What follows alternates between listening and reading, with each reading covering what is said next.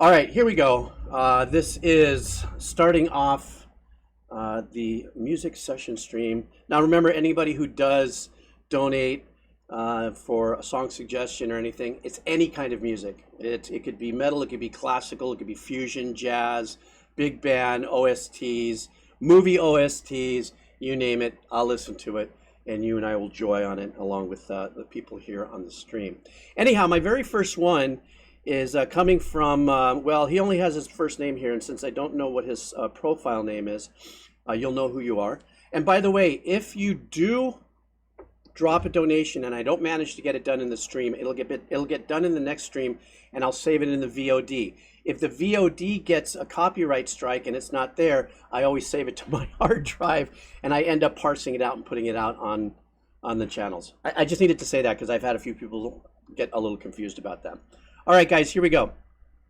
I don't know. This is a video game, Ghost of Tsushima, and I don't know if it's Elon or Elon Ishikiri is the name of the composer, but it sounds like Sacrifice of Tradition is the name of the track. So let's do this. All right.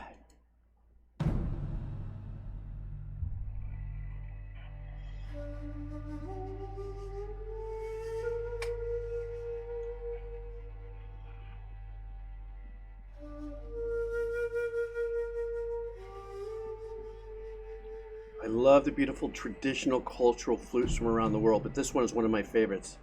I think it's called a shakuhachi or something like that. I'm not sure.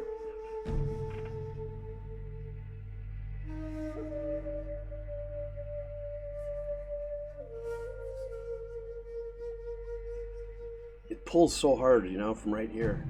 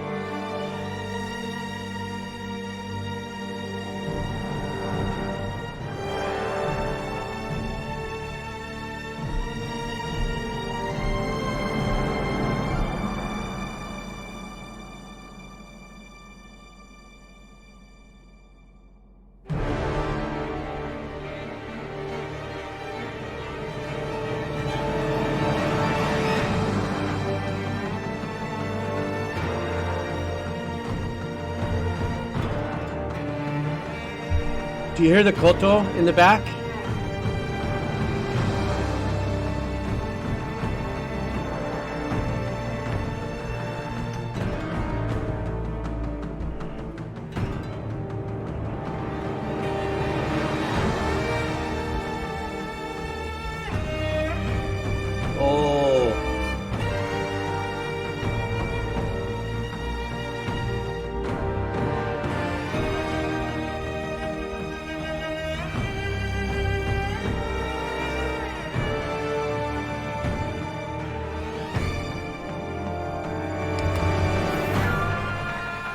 Okay, this is to the power of melody, and what I mean by that is this piece so far has been 100%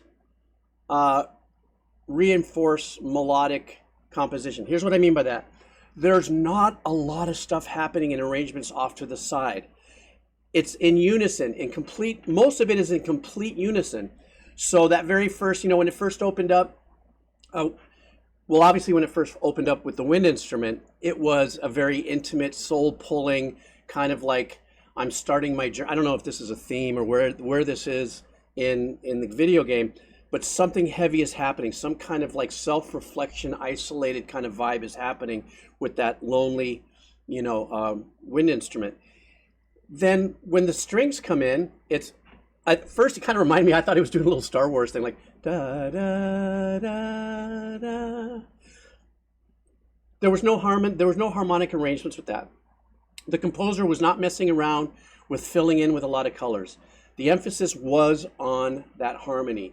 Now that it blew up, I'm thinking, okay, now I'm going to hear more stuff like da da da da da da da da da, you know, like a lot of things that we've heard in music, OST music, that is agitated, and there's a lot of things going on to give you a certain sense of stuff.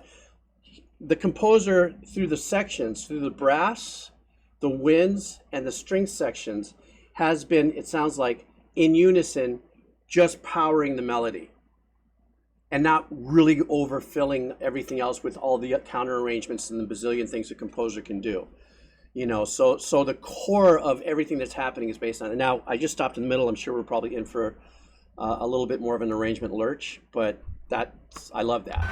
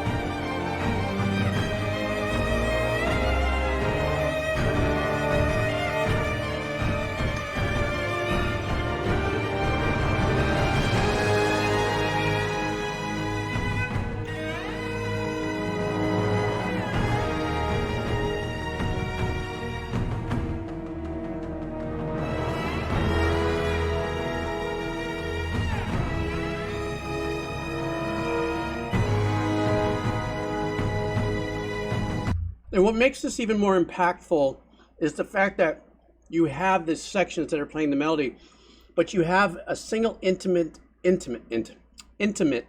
instrument. I forgot the name of the string instrument that they use a lot in the East.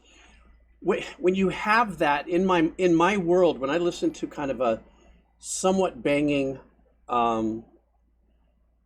kind of orchestral support of a melody, and then you have the power of the melody. It's so bold, da, da, da, da, da, ba, da, and the string section's playing it, but they push the mix of an isolated individual instrument that's still playing that melody.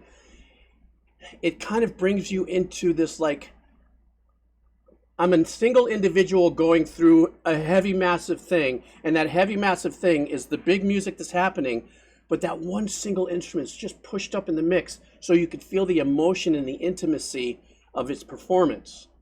Especially that particular instrument. I don't know what it's called. Yeah, it could be that, Ekton Langley. I'm not too sure because I don't have a really big knowledge on many different instruments around the world. But it has, and that could be it as well. But by virtue of how the instrument is a non-fretted instrument, everything is based on the movement and this kind of sliding into notes. And as vigorous as it can be played, or as laid back as it can be played, there's something to be said about that connectivity in this performance. I know it can be played, staccato. I've heard it before, but just the way this is performed, the intimacy of this performance takes the melody and the power of this piece to a whole different level, in my opinion.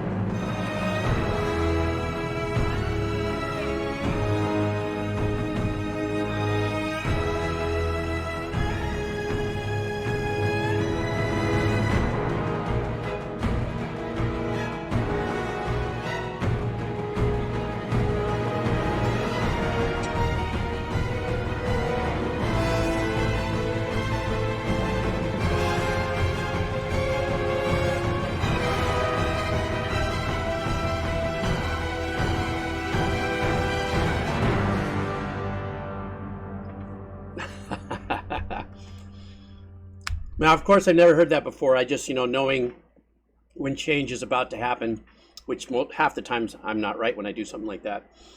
The final thing I want to say about this is, so I have been talking about the power of the melody through it, but if you notice when the anxiety of the music built up in the last 20 seconds of this, the build, the loud, the melody kind of peeled back, and the power of the orchestral performance for that last 20 seconds was just there to just bring the anxiety to you of the ending piece. Like, once again, I don't know what happened. I don't know what visuals are against this, but it was a great piece. And I love, like I said, I love the fact this is probably one of the very few pieces of work that I've heard that really emphasize the power of the melody. I'm not saying that other pieces haven't. Just sometimes we as composers, because we have such an absolute palette of possibilities musically to fill in this, do a little.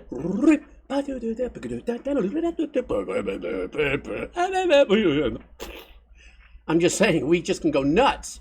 That sometimes taking the simpler road, which is just, let's just beef that melody and let's just give it support. Now, of course, the support behind it was percussive, but, you know, and believe it or not, all that that I was doing actually would have been able to work different instrumentation. But sometimes you know, it could be more, more is needed, more, too much is done when you don't need, forget it. You guys know what I'm talking about. All right, guys, let's go on to the next one. What do I got here? I'm pulling. Okay, I got one. I'm gonna save this one. What's this one here? Stand by. Okay. All right. I'm going to this other list that started yesterday. This comes from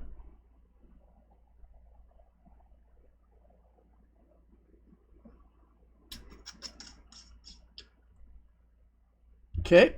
This is from yesterday. I've got, I think I got a couple more. Stand by. Let me look at this. My feed just popped on something. Hang on. Oh, I did. Vodka Man, how's it? I see you. Oranai, I see you. Corpse, I see you. Decimart, I see you. Oranai a couple times. The Kebab Seller, I see you. Oh, a couple times. Oh, geez, this is going to be a big day, isn't it? Okay, stand by.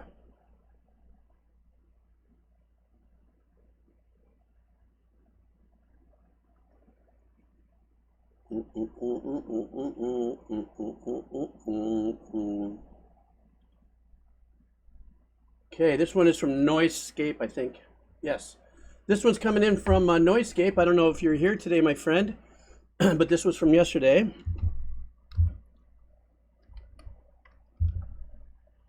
Dissolve, Heart of the World.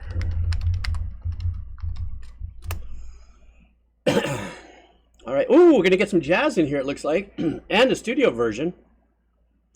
I'm thinking that this is going to be, fairly fresh, too. Let me see. Yes, true that. I'm separating the one per user. I'll do one, come back and hit the other one, trying to get that all organized. But I am keeping an eye on that. Thank you. I'm a sneak. Okay. I guess this is it here. Let me set this.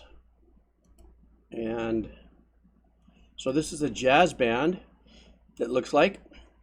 And the name of the band is DEZOLVE. Very funky spelling there, because you got to be original when you're a Yo Hip Cat jazz band. So, yep. Oh, there you are, Noisescape. Well, here you go, buddy. Let's go.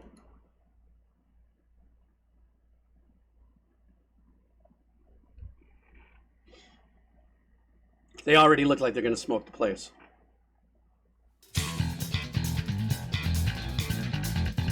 In unison.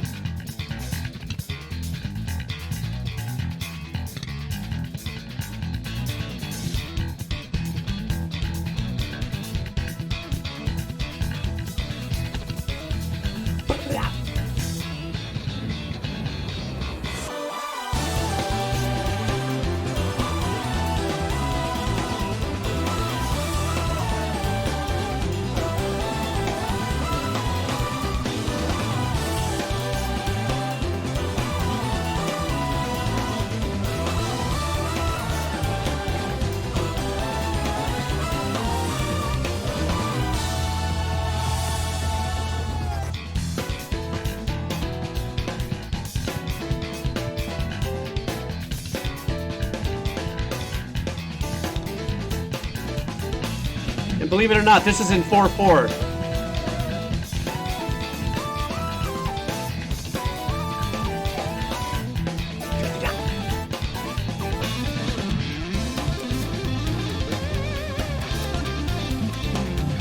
Oh my God, who's this guy?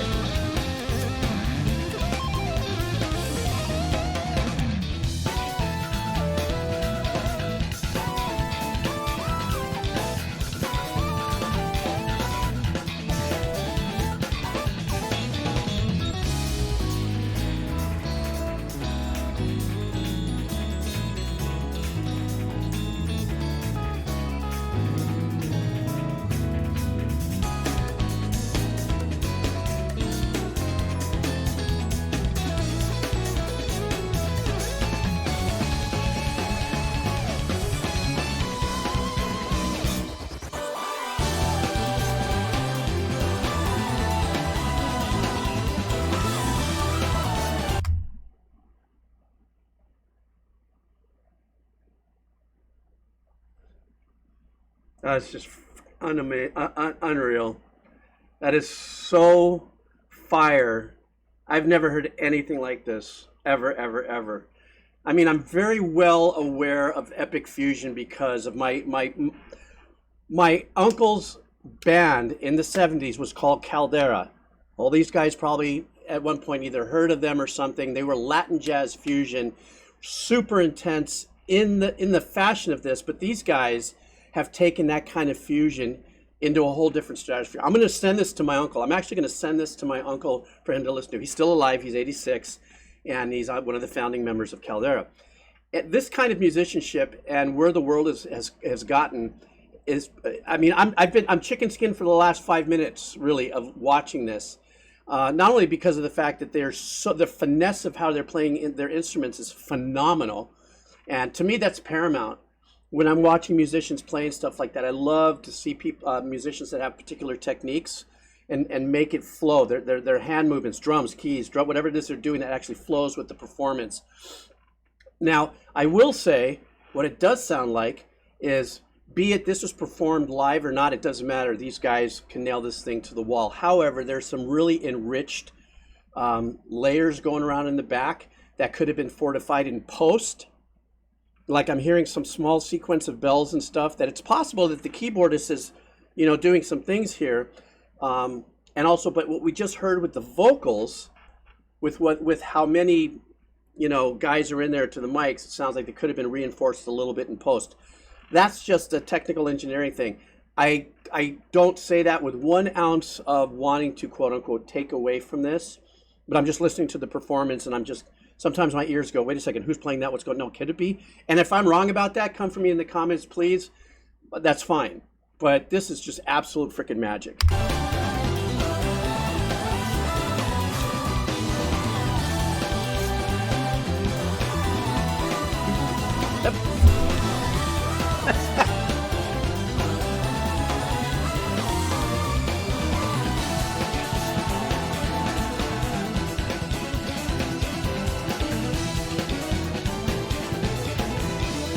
What are these guys, 25?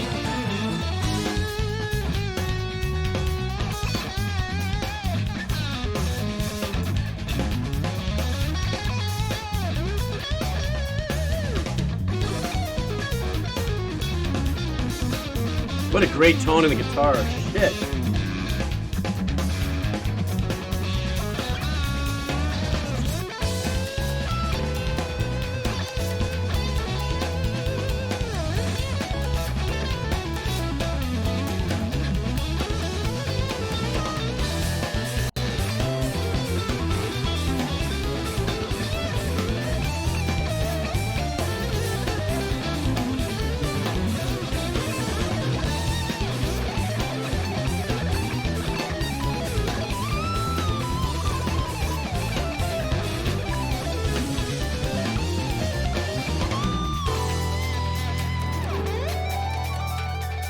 I was hoping that we're going to get into a breather section. This might be it.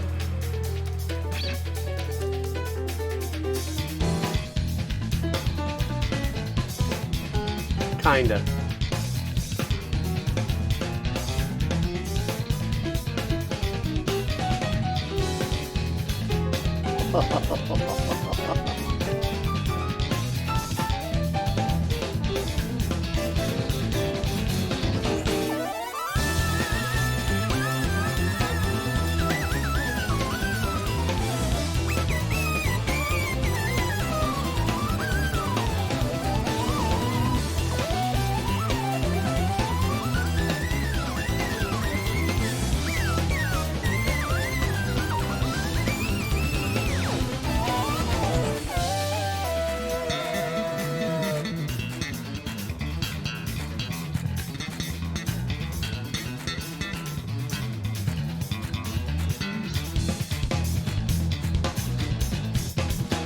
Man, this guy, the drummer's got Dave Weckl just running through his veins. Jesus.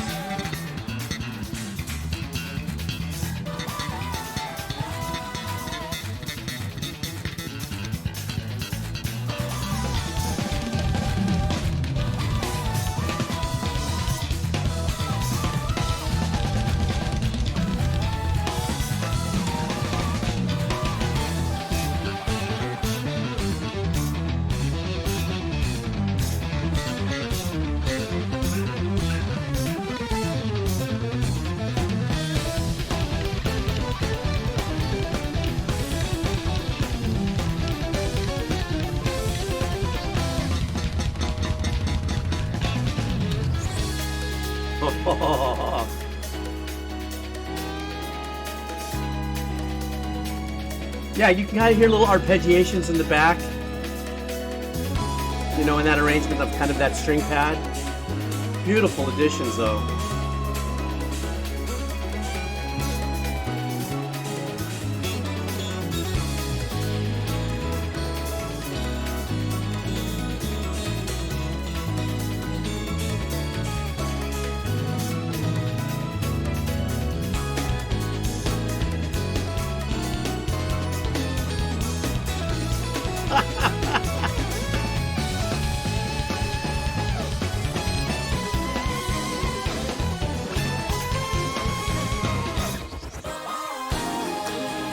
A little bit of a Brazilian thing going on there too, right here.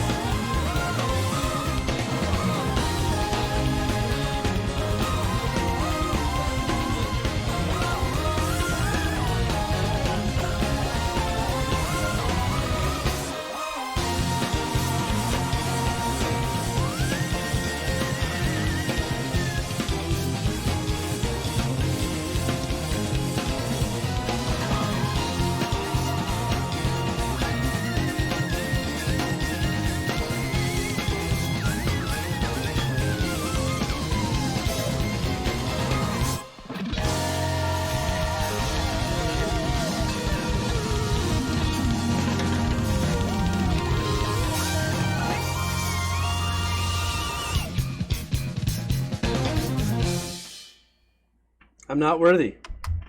That was absolutely insane. I'm sweating. I'm sweating. That was just absolutely mind-numbingly crushing. I've never. I don't consider myself a worldly music listener nowadays because a million tracks are released every day by musicians around the world that have incredible capabilities. But man, Noisescape, that was probably one of the biggest blessings of a reaction for me, because first of all, like I said, I got to send this to my uncle because he's going to love listening to it. And to me, it's just ominous to watch such profoundly young professional musicians with such a skill set. You just, when you think you can hear it in your mind as a composer, what you can do is one thing, but when musicians pull off something like this, the stamina on that is otherworldly. Absolutely otherworldly, you know.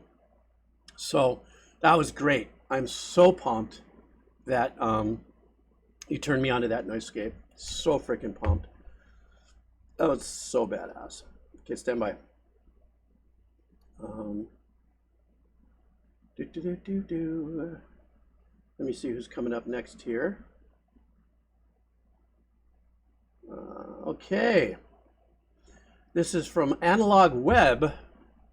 Damn, literally, I'm sweating from listening to that. Hana ukulele. Okay, wait a second. Analog Web wants me to do. Thank you very much for your donation. I don't think you're still, you may, you know, this was a day ago, so this will go on the session. If you're here, Analog Web, fine. If not, this will be saved in the VOD if it doesn't get striked, but I will save it to my hard drive. Here we go. Concrete by Poppy. I don't know how to spell that right.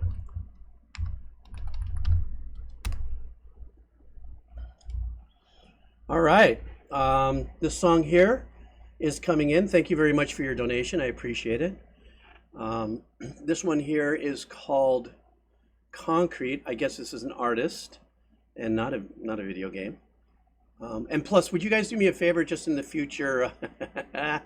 You know, when you guys donate and have an opportunity to write what you want, also let me know if it's a game or not. Sometimes I mean, I guess I can always get, you know, corrected in the chats. But anyhow, so this is for you, and everyone's saying, "Oh boy, this is a doozy."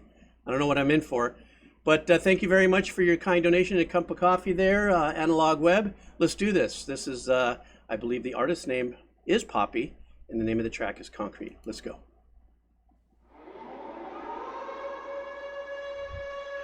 Bury me 6 feet deep, bury me 6 feet deep. Bury me 6 feet deep, bury me 6 feet deep.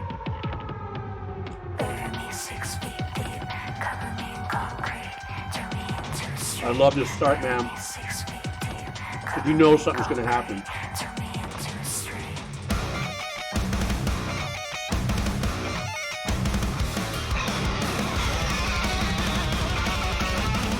Wasn't expecting that.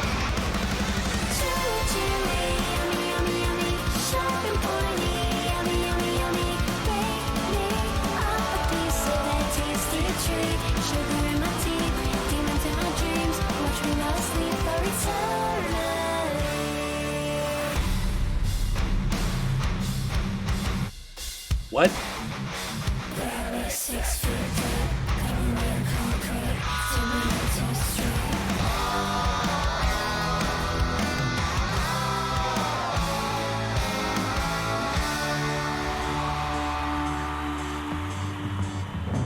Some people like candy, some people like coffee, but these lifeless flavors don't satisfy me. I tried to eat ice cream, I tried to drink tea. The production and the sounds and the engineering is absolutely phenomenal. It's such ear candy to me. It's mind-numbing. I don't know anything about this artist, so I don't know if this is something, if Poppy is the name of her or the Poppy is the name of the band. So I don't know if this is like a gitchy track off of what otherwise would be an album of songs that have a little more straighter structure. I'm laughing because I'm also reading some of the comments where it's like, it sounds like somebody's like turning through radio stations and it keeps changing. I mean, I can understand that. There's no two ways about it because it opened up with kind of like a lo-fi thing and then it went into this, you know, heavier kind of metalcore vibe for a second, but then the thickness of the pop, you know, super thick harmony, vocal performance, the change-ups, especially into something like this. It's, like I said, the production is absolutely Richter. I'm just not putting my finger on the pulse yet of what it is I'm trying to experience or what it is I'm experiencing after this. Let's go. Yeah, a little Mr. Bungle thing, yeah.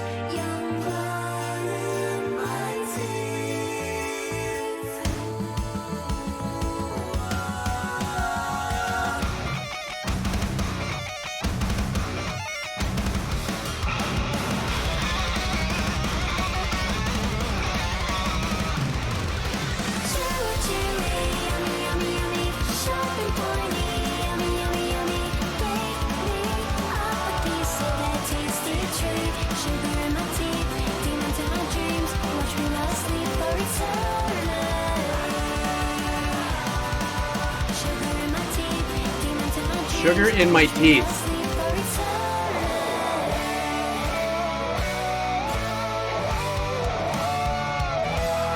A little bit of Queen there.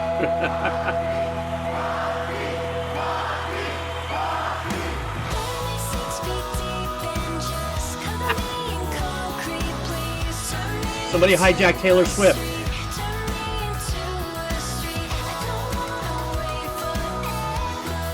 I love the acoustic guitars on this side.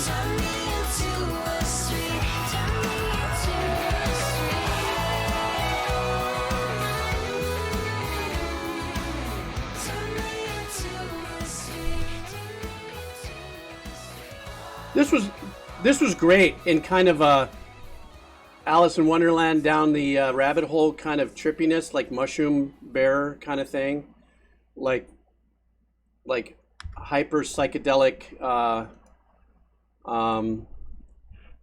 kind of production. That's what I'm saying is that I don't know if this was necessarily something that's in the middle of an album, excuse me, as part of a bigger story or something, just because of the erraticness and the change up of the genres. The starting off, I think it started off dark. Did it start off in a graveyard or something? I can't remember at the beginning. And now she's digging something. But then the lyrics, like the sugar in my teeth, is like, you know, it's one of those kind of sideways messaging kind of things. You know, that's kind of got a Truman kind of vibe. You know, Truman the movie kind of thing. I don't know. That's just what I'm feeling. I was sick, man. I love that. I'm getting fully trippy tracks today. I'm loving every bit of it. You know, a very big dive in different genres here. So Analog, thank you so much for that. Analog Web. Let me come up to this next one here. Okay, this is from Oranai. Let's do, I haven't done, I've done a couple from this before. I just don't know if I've done this one. You guys check me if I have. Okay, this one is,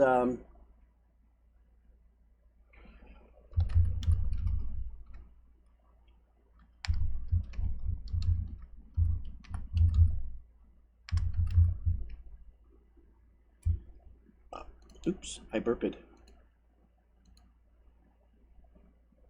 Okay. Specific search for the server slam version. Okay, hang on. Server slam version.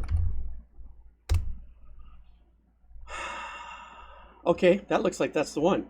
Is that the one right there, Oranai, that I have at the very top?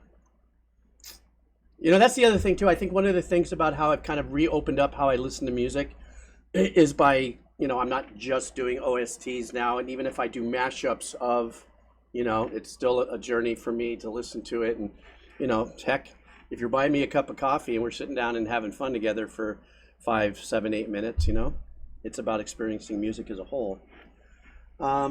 Someone has some bits they'd like to donate. Do you have a minimum amount for song request?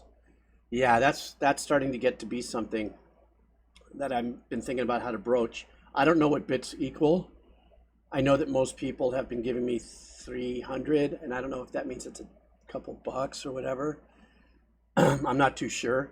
I know at some point I'm going to have to set a minimum, but I don't, you know, I'm just having a good time right now, but I understand. I'm beginning to see now that I might have to set some different standards or something, some different things. But for right now, I just want everybody to enjoy 100%. But I don't know how much a DJ Tambor, how's it?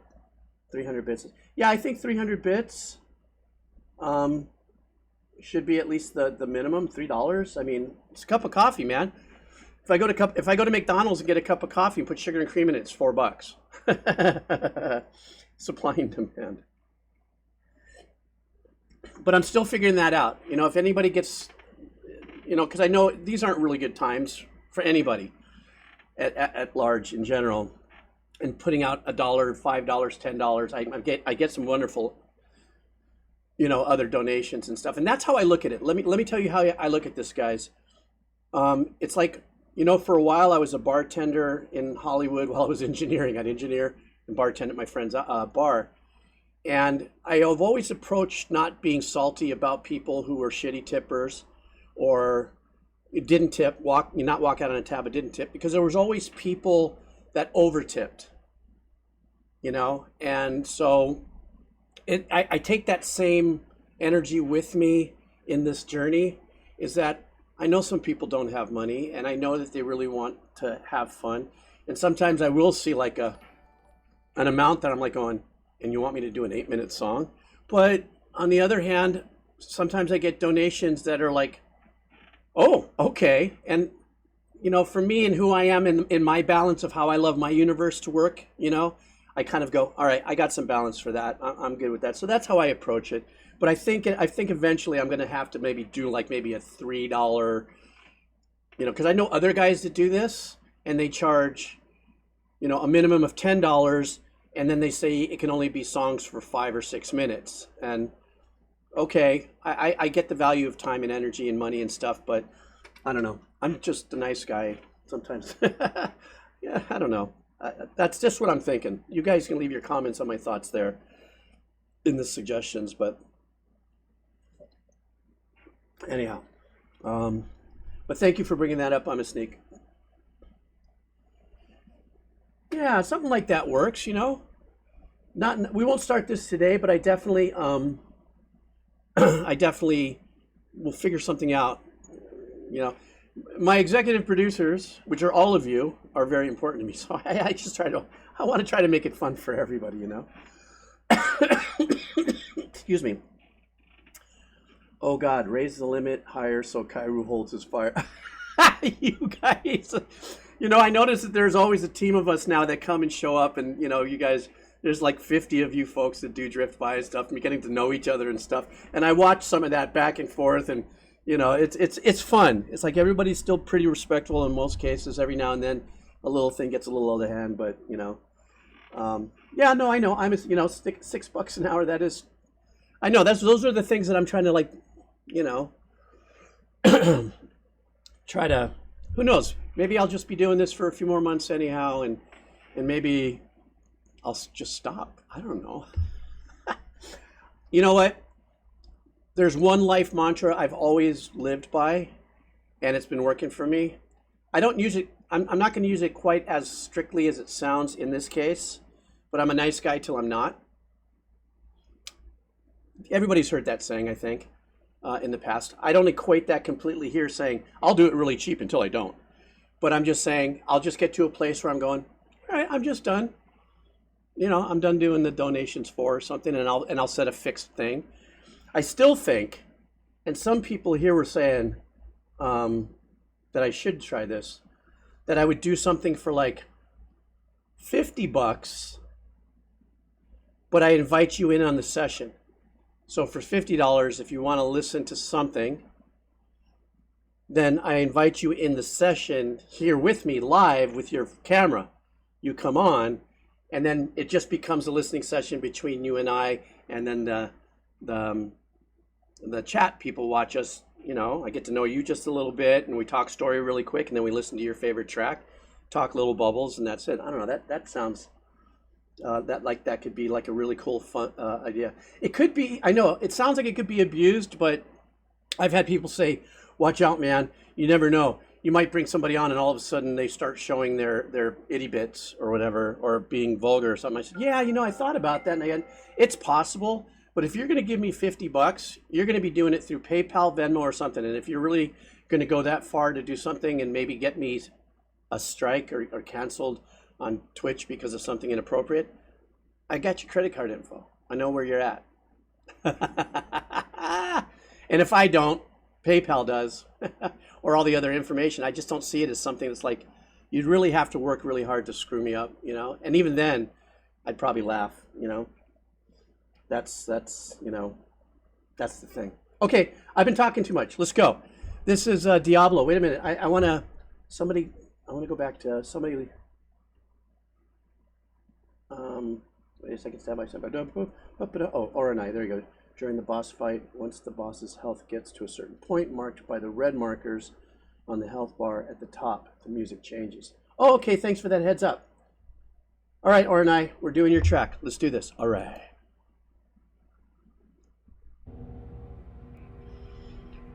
Oh, with gameplay. That's what you meant. Oh, great.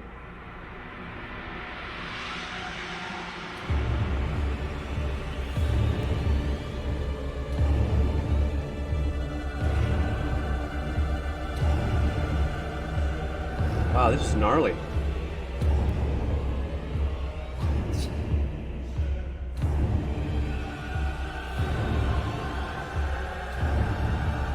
Real dissonant uses of the vocals and the tremolos of the strings.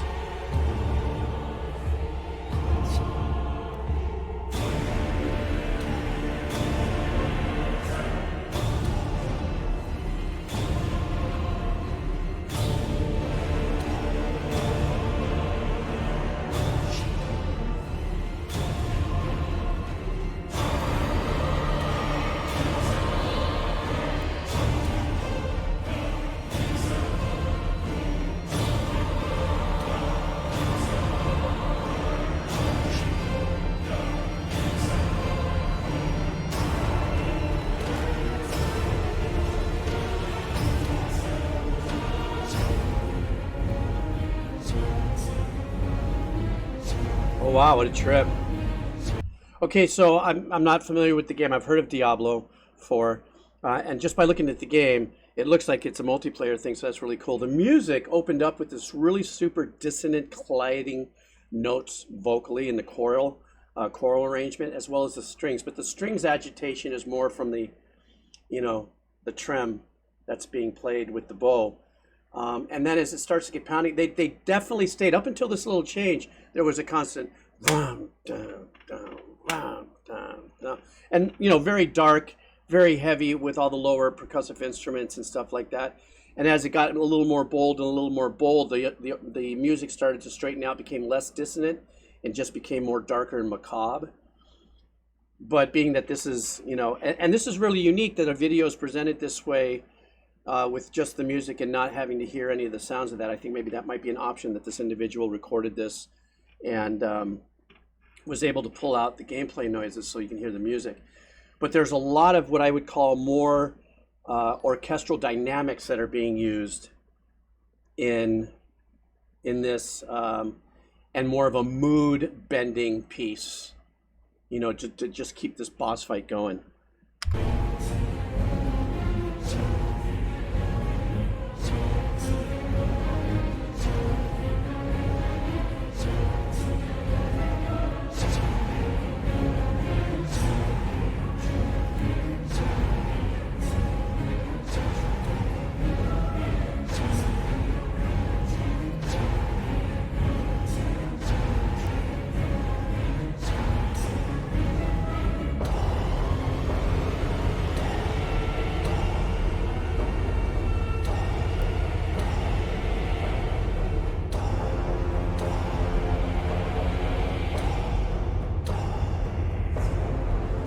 There's been a couple instances of unique vocal uses, like you're hearing this kind of,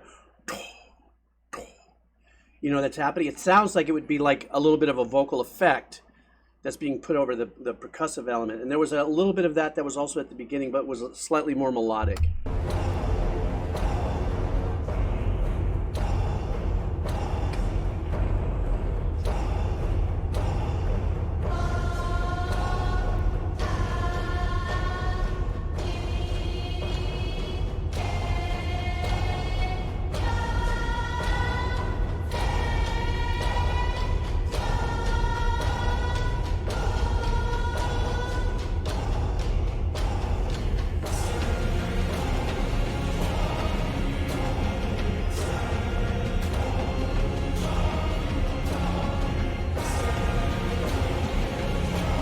And there's always this presence of an organ, like that darker church organ in the back.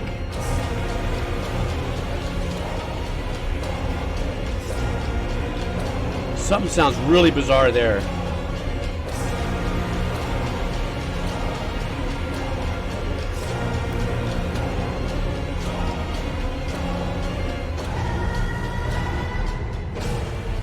Man, that was a real disturbing passage that we just heard. The composer went way out of his realm to pump that one.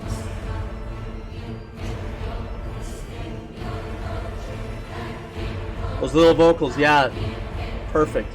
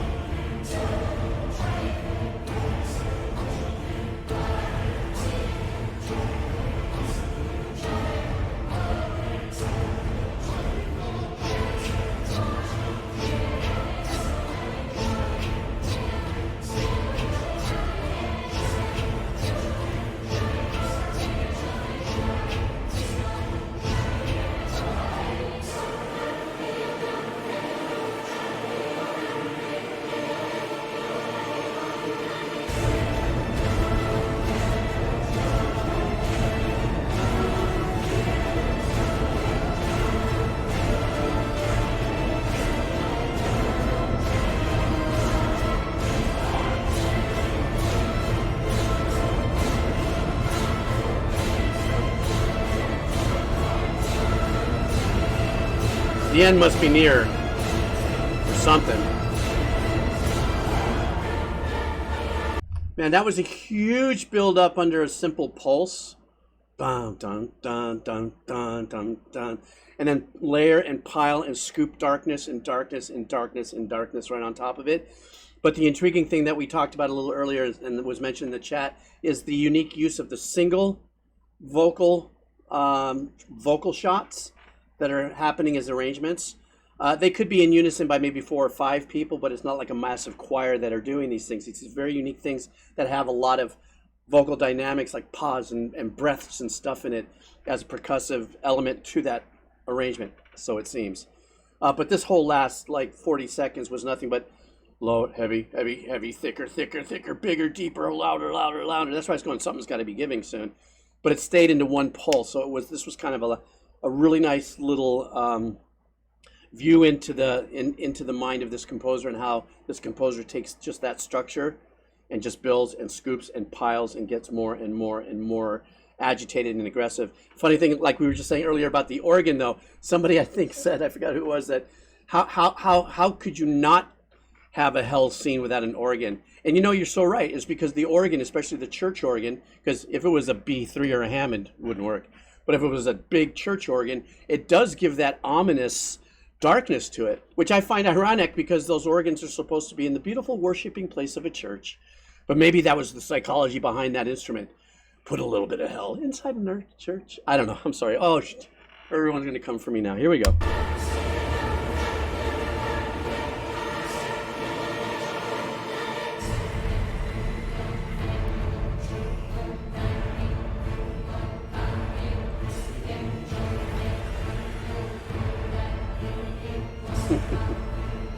Shadow.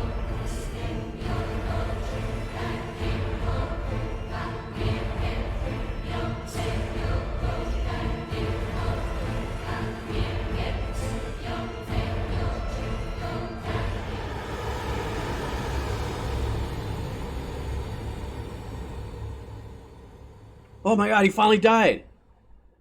That was crazy. You know, that's one of the games that sometimes I'm tempted to buy and, you know, be able to play with people, you know, just to be, you know, everything I've played so far is pretty nomadic, but huge piece of music. But this was more kind of establishing scene thematic banging piece of work. So, you know, from the way I'm listening to it or how I may have approached it as a composer would have been pretty much the same way, where you lock and choose onto a darkness pattern of a pulse or rhythmic pattern, and you cycle through these patterns and you're adding, removing elements as you go through, and it stays kind of pocketed, if you would, for, let's just say, this giant boss fight. I have yet to still, you know, I know that I'm looking forward to hopefully getting Austin Wintory. I know that he's been on the channel a few times and all that.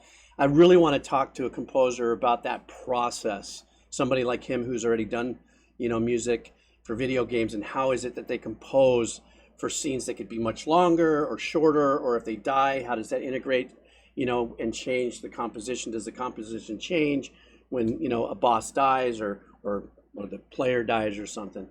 But yeah, super dark. Really quick, I do want to announce I want to be done with the donations right now. I've really stacked up quite a few.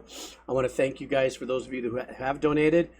I'm going to be here, it looks like, for at least an hour and a half. We're going to go through this, make sure we get that, and some suggestions from this chat as well. But I want to cap donations now, so thank you very much. And if I missed it, on this session, which I think I'll be able to get through these. Like I said before, I'll catch it onto the next session. Okay, so excuse me. Okay, so what's coming up next? Hang on for a second. Okay.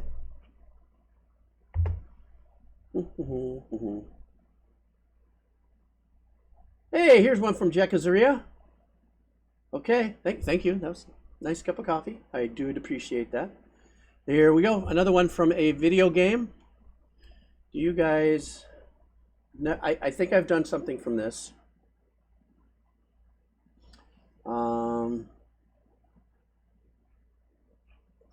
Corpse Party 3DS OST. There's a 3DS OST. Chapter 1 main theme.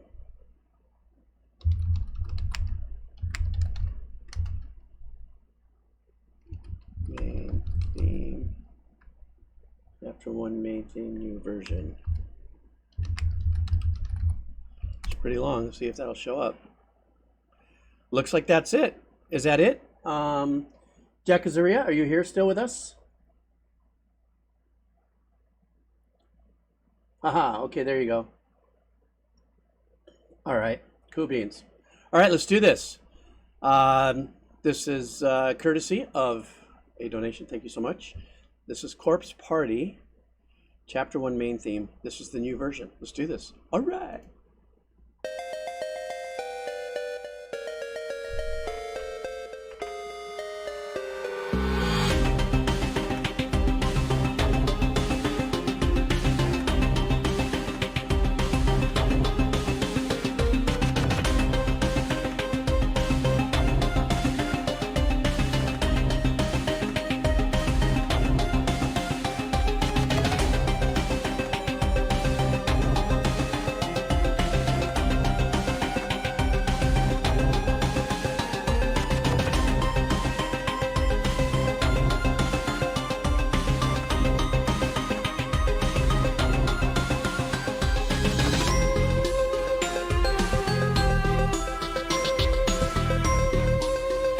Very sassy change.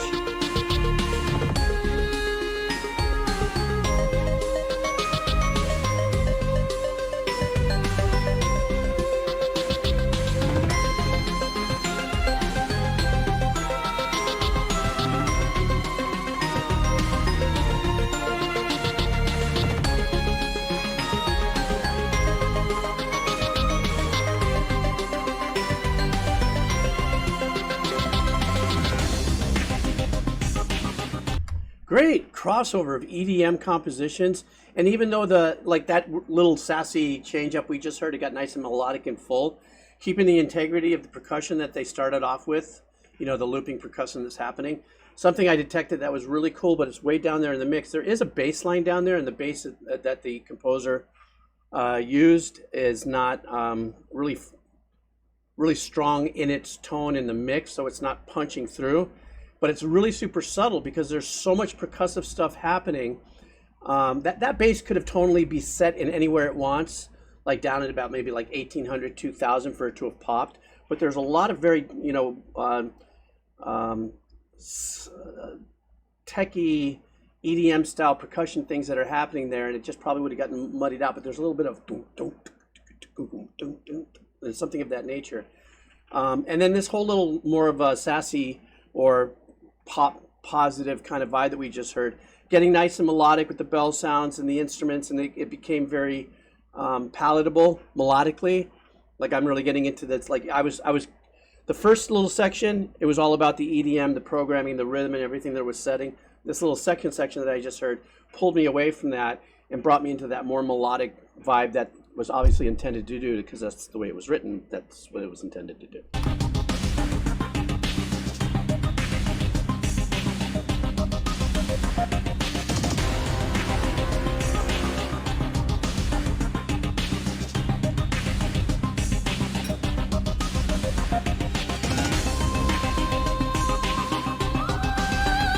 Oh, I like this.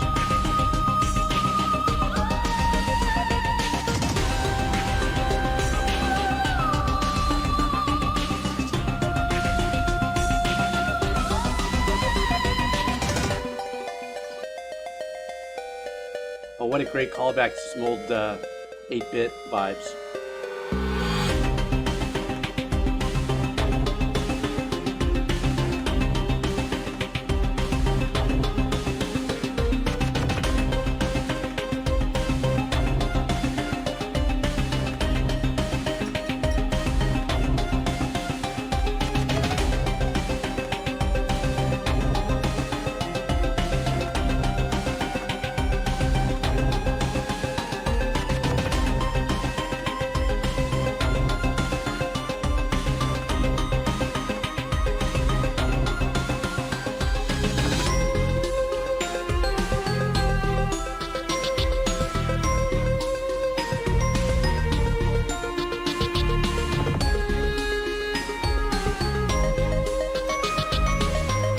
It just gets so sweet here, you know? It's like, oh.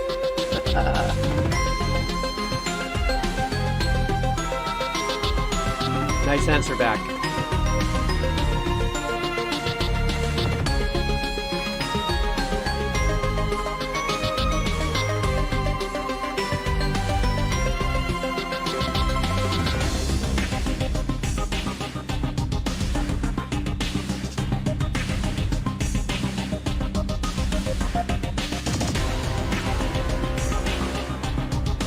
Nice and dark. That little punch right there. It needed something like that in the arrangement.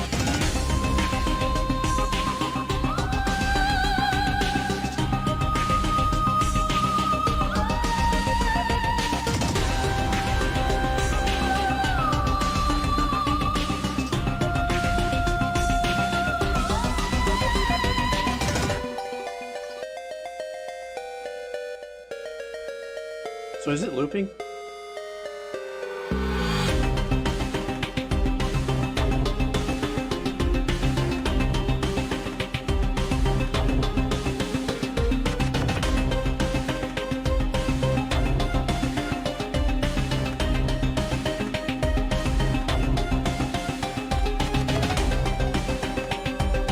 I'll let it play out.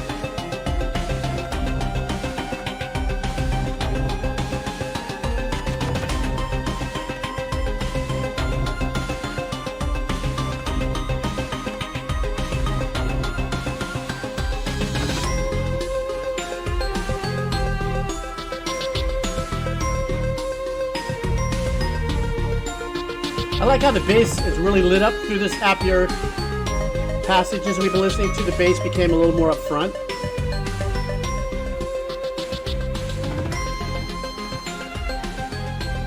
Okay, so it was looping, which is fine. I like the bell to the melody that matches it.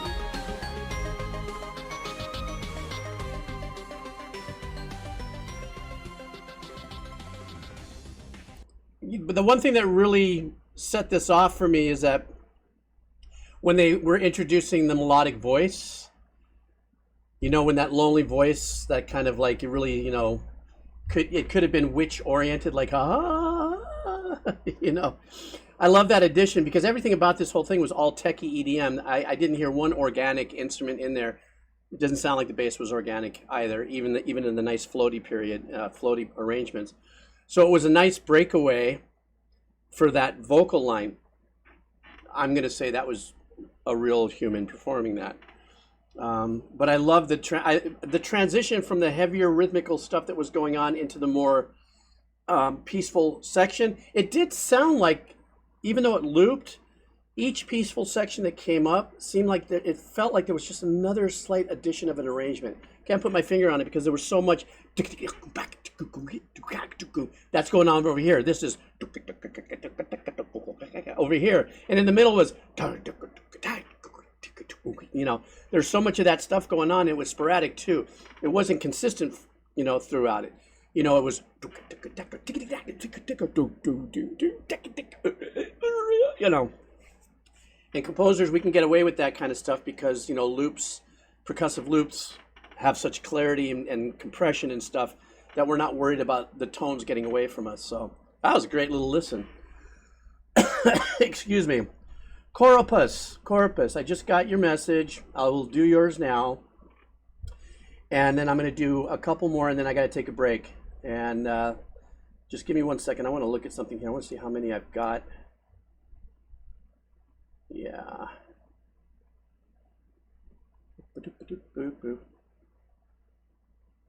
Okay.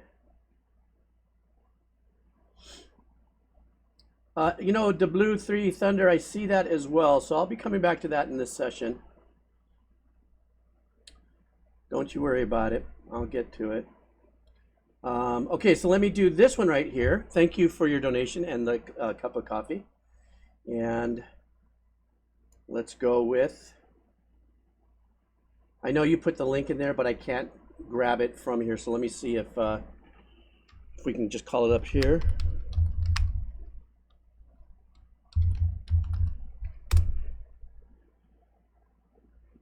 Who brings shadow? This is Hades' theme. And okay. I'm assuming that this is Are You Wish Me? The first one. Are You Wish Me? With me. Okay, the first one. All right, guys. Everybody's really responding nicely to this one, so I guess this is going to be a something. Oh, it's Final Fantasy. Hala. Final Fantasy X1V 14. Some things I remembered in elementary school. I don't know why. There's some things, even though I was wasted high as Frank with the medication. Remember what I told you earlier? Some things did stick to my head, and I don't know why the Roman numerals were one of them. I thought those were really cool. All right, guys, here we go. Who brings the shadow? No, who brings shadow with the official lyrics? This is from Final Fantasy 14. All right. Spoilers.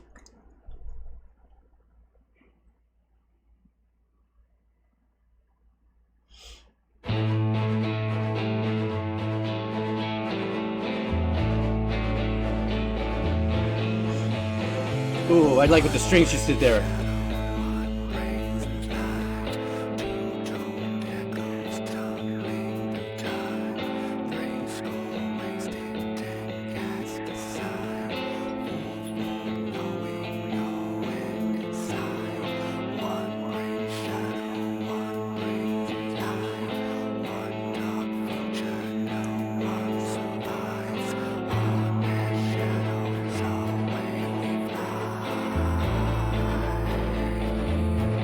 That right there, that string was great.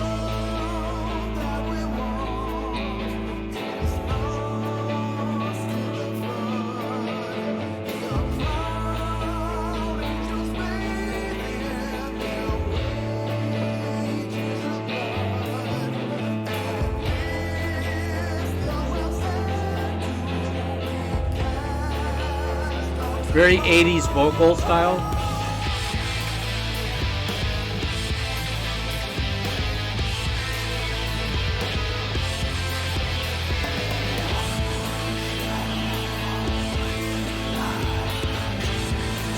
A lot of compression on the drums.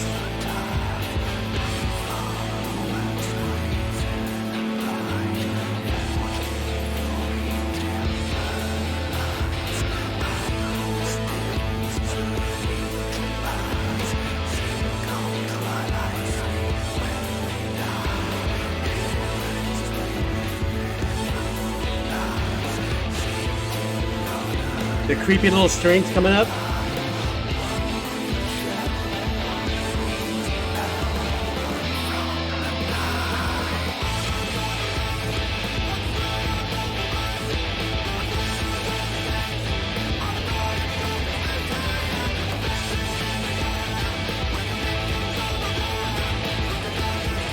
Super trippy effect on the vocals as well. Remember I said that one vocal line had a very 80s vibe to it in this performance. But you listen to these vocals, first of all, they're really pretty sunk in the mix here, so I don't know if it has to do with the compression of the upload on the YouTube, where it was pulled from. Could be variable things, or this is the way it sounds, and maybe they ran the mix through a saturator or something. But there almost sounds like a Vocaloid buzziness to the vocals here, as if it was, you know, not AI generated, but, you know, talk to text kind of generated voice, except obviously it's being sung in a melody. But it's a very unique little sizzle here, you know, and the drums really sound, that compression of the drums sounds really unique. I kind of recognize it from potentially, if this is, you know, module driven drum kits. I think I know where that may have come from in one of the sound libraries, of which now there's 1,000 of them. But listen for this vocal here, and tell me if you don't hear this little kind of a synthetic sizzle on the vocal line.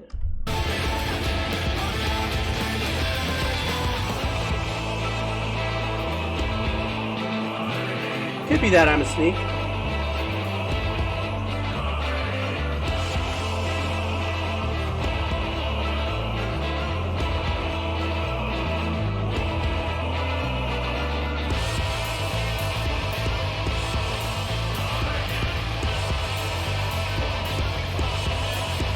Big vocals.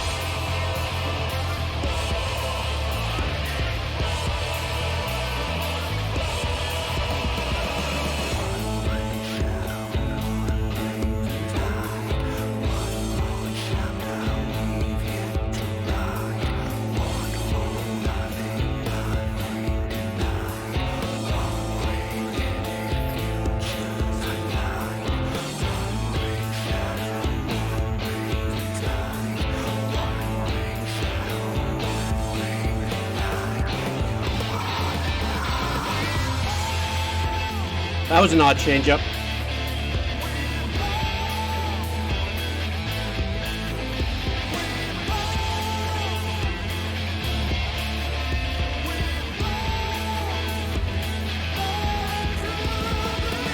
There was some weirdness happening on the rhythm.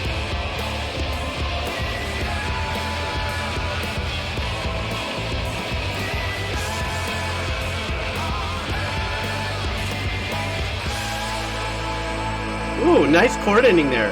Very hopeful.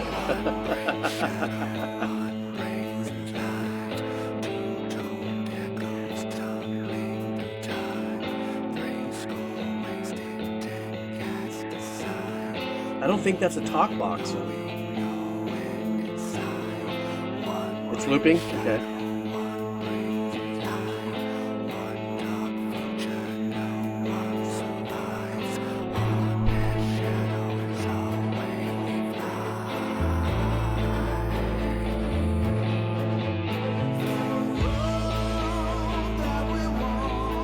Okay, it's looping for sure.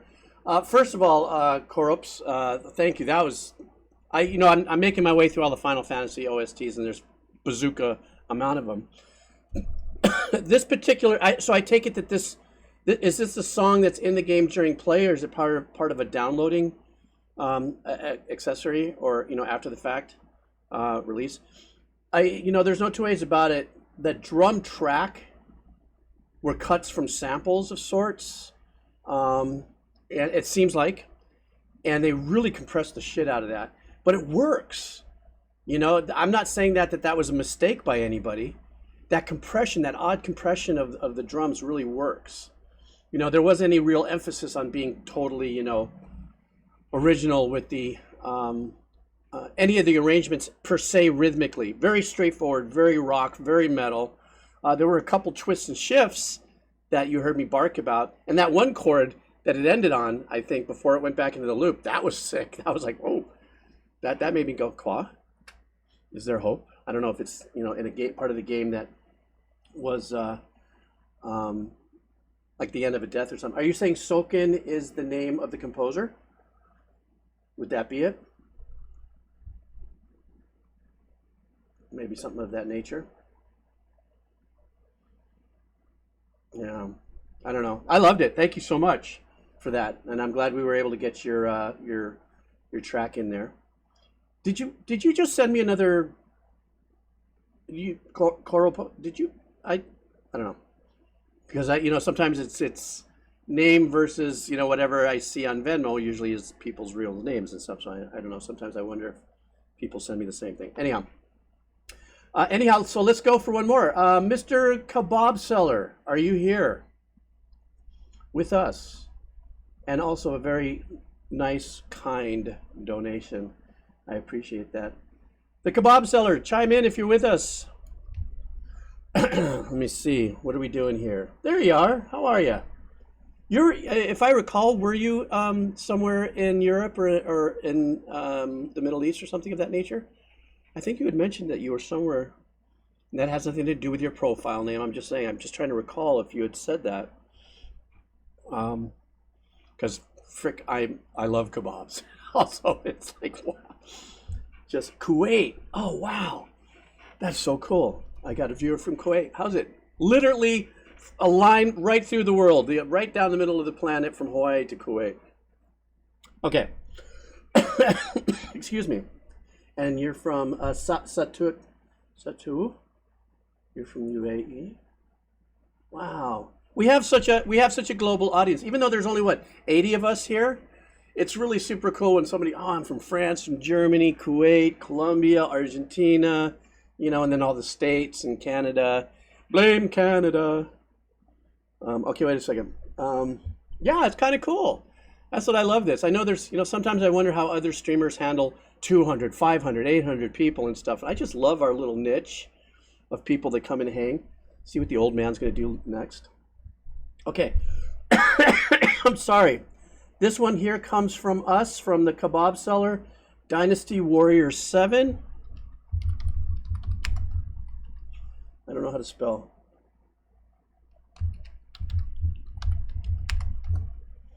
The Last Battle.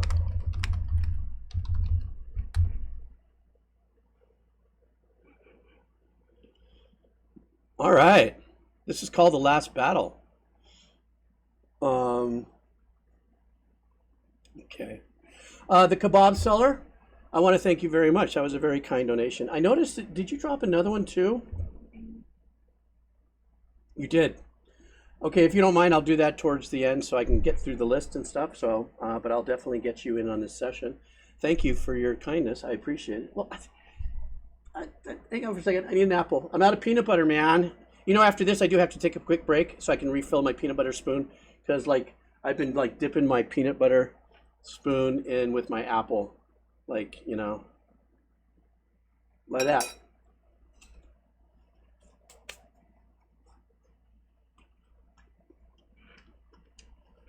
All right, here we go.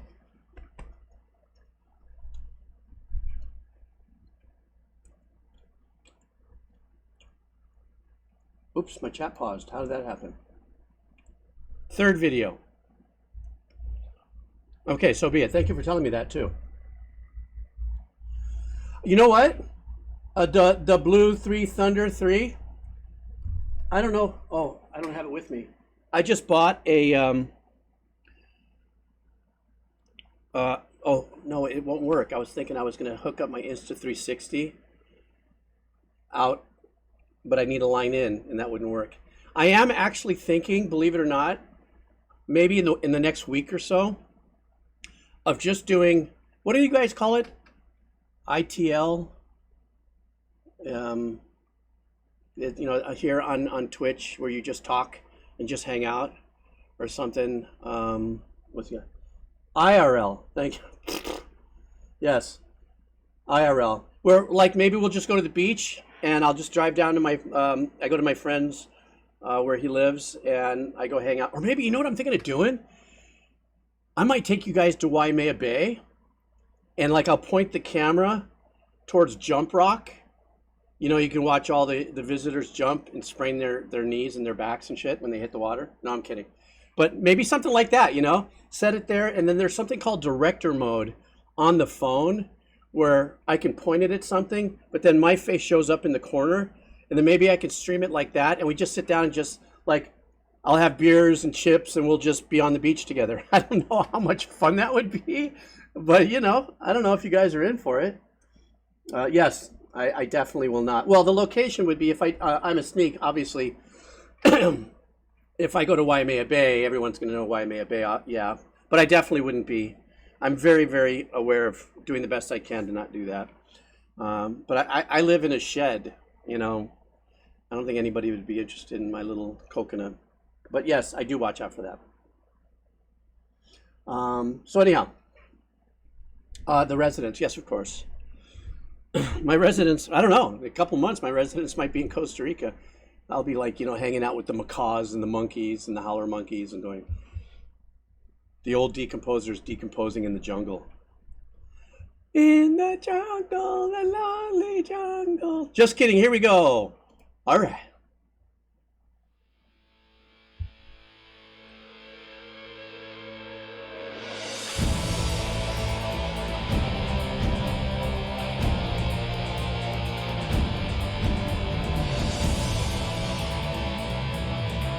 Ooh, I love that little bottom sequence.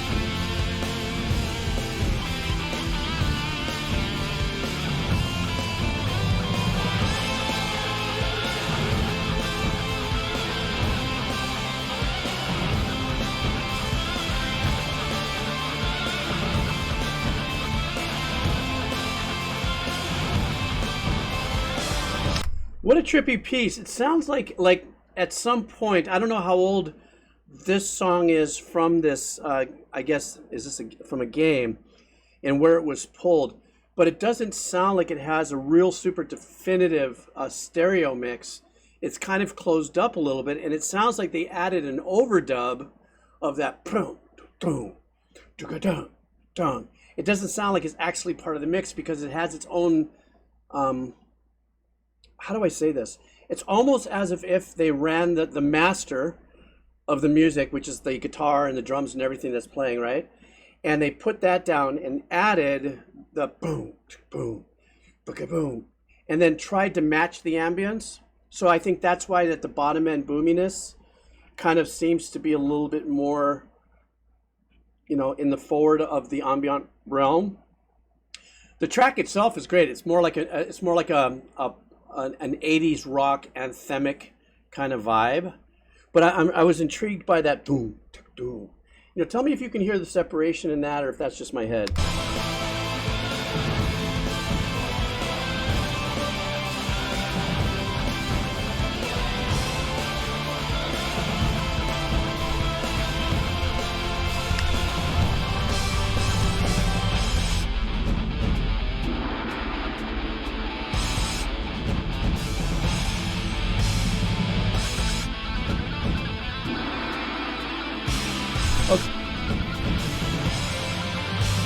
Okay, so I'm going to go back just about 30 seconds.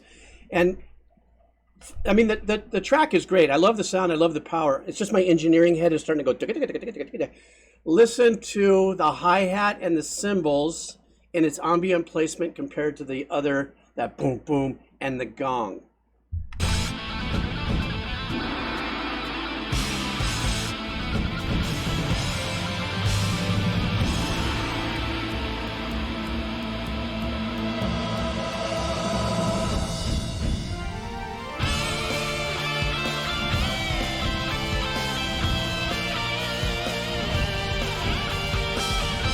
Nice harmony on the lead guitars.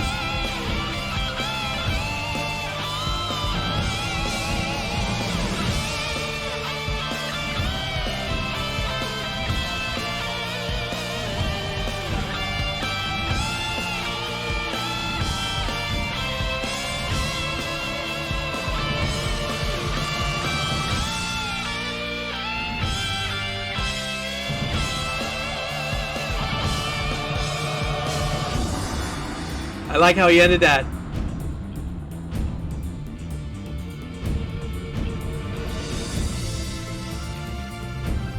I like that sequence at the bottom.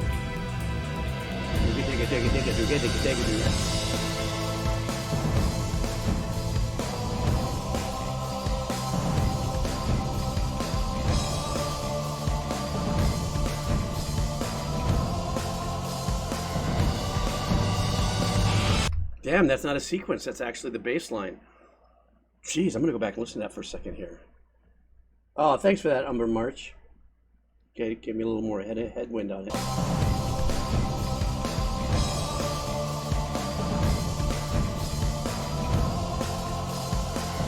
I wish the bass was pushed a little bit.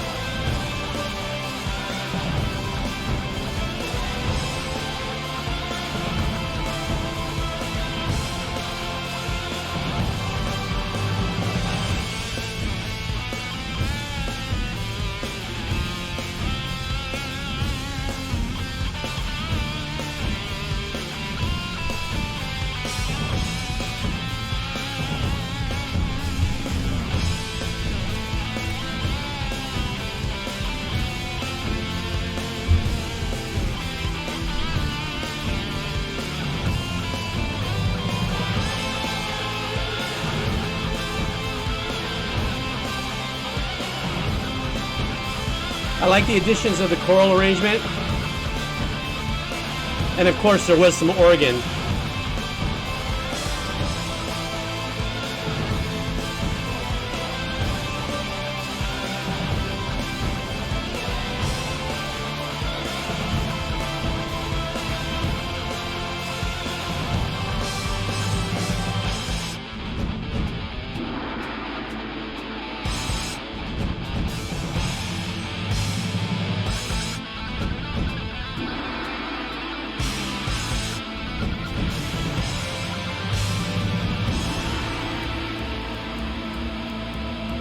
Nice piece.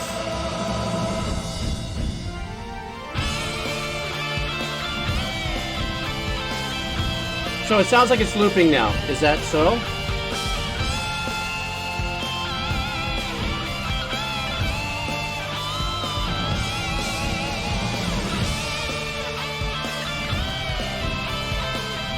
Okay, good.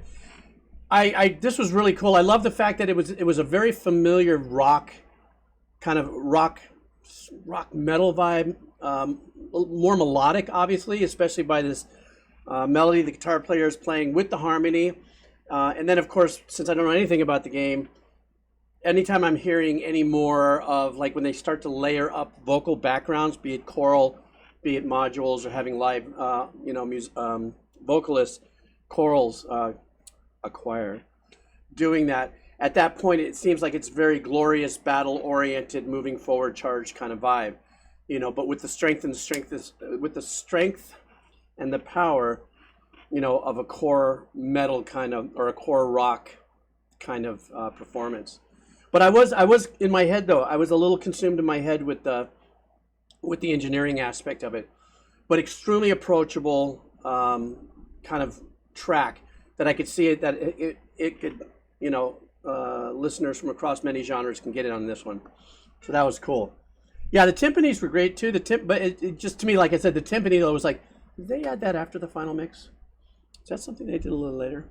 But yeah, I like that. But that was the core of it. That it was like the taiko drum of the march kind of vibe through that whole performance. No, it's not just gaming music. It can be whatever music you want. But well, first of all, welcome, Iritico. Yeah, first, welcome to the chat. First time dropping by, and but I'm done taking donation suggestions for today. So hang out for the ride for a little bit. I got to take a really quick break, guys. I got to put on some peanut butter on my spoon and go to the restroom. Let me choose a track. I'll just play in the background really quick. How about something to break it up a bit? I want to just something very chill. I want to put the chair might reveal its secrets. Stand by. I want to put something up here. Cue the banana. No, I want to put something spacey.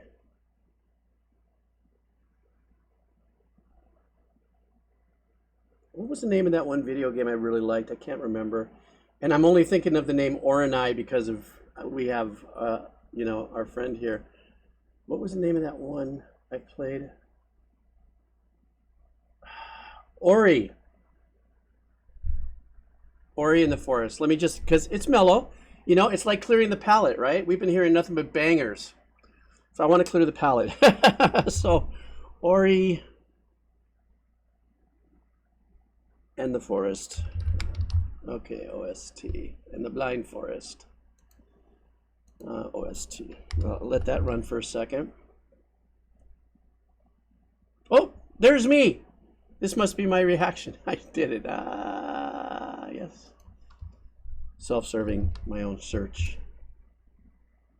Okay, so I'm gonna let this on just to listen to it for a second, guys. Let me take a break. I'm gonna turn off the old cam and stuff.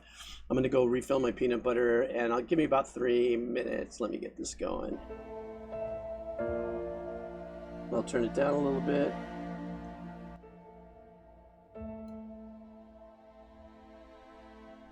Subliminal advertising.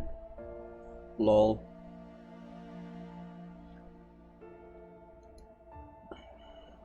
Okay, guys, I'll be right back.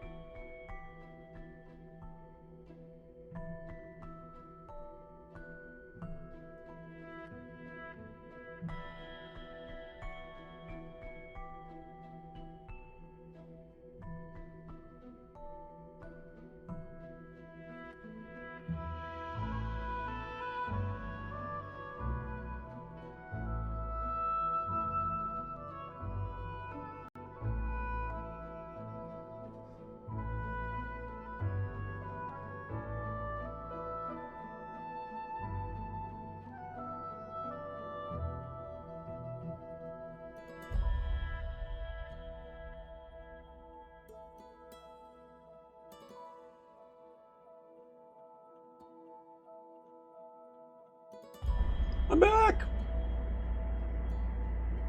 Wahaha. More peanut butter.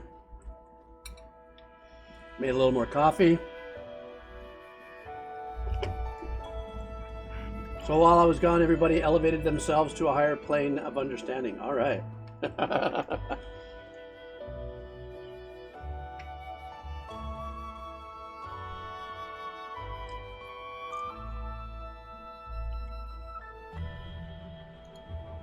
I don't know what happened there. I clicked in, I clicked out. Fart box activated. Okay, stand by. All right. Whoa. Sorry, jump scare. All right. Oh, such a pretty piece.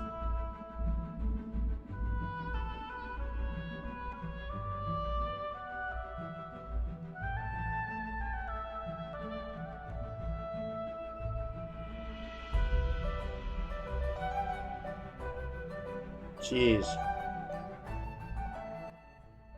You know, as difficult as people say that Ori is, that, you know, since I'm still pretty much a beginner, that I shouldn't get it because it's really hard. I'm thinking I mean, the music is just so fantastic that if the music is this good, and even if it's really super difficult, at least the music would get me through it, you know? That's just kind of how I feel about that. That's all I got to say about that. Yeah, I'll do it now. Okay, let me see what we got. I'm doing one here for W3 Thunder, Penumbra. Penumbra what? Light inside darkness.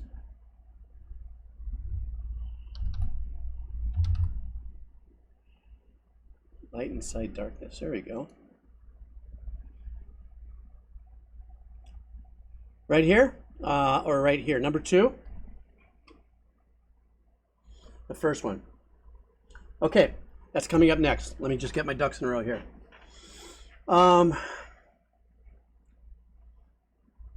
Somebody had said something. Oh, Cooker Joe, is that? It just scooched up. That was that was a cool statement there. I guess Cookie Joe 2. It pales in comparison as than learning to be a composer. Well, I guess there might be some there might be some truth to that. I think everybody has very unique skill sets. I think what you say that works for me is that, you know, I didn't wake up one morning and just all of a sudden write thousands of tracks. It took some time to learn, and I just think that there's a creative kick that happens, be it a composer or a game player, and going through a learning process. But I feel your comment. I do. Obviously, because I'm a composer, and now I guess I think I consider myself a gamer. I don't know if I graduated to status. It's outside of just being somebody who's new, who's trying games. I don't know what defines a gamer. The only thing I can actually confess, if that's what we would say, is that I do play games when I'm not on the stream.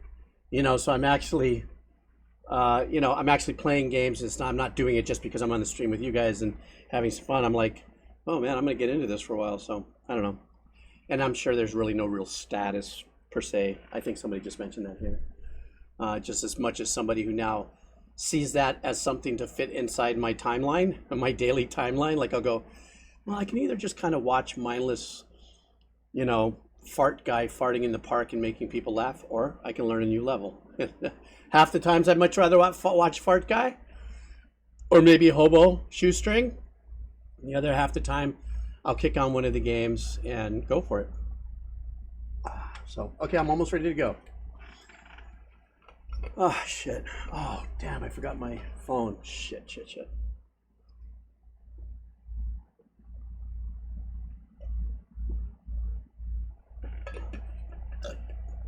Excuse me. Guys, I can't do this without my phone in front of me, only because family stuff. If I get a text that I need to see. Give me a second. I'm going to disappear. Bye! I'll be right back.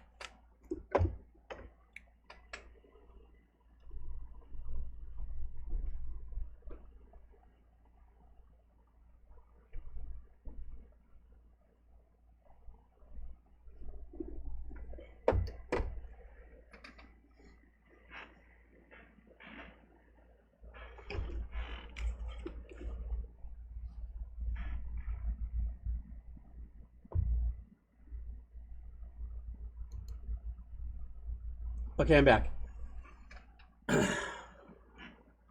Spoon! Spoon. As a matter of fact, banana.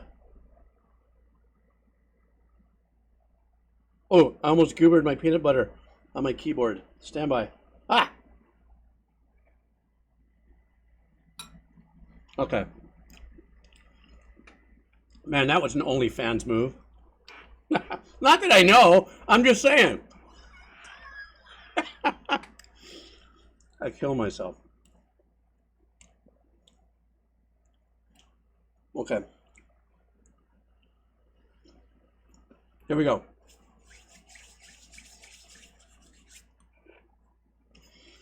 All right, my friend, the blue sky, the blue thunder. Which one? I'm sorry. Which one did you want? What number is it that I do? First, second, or third one?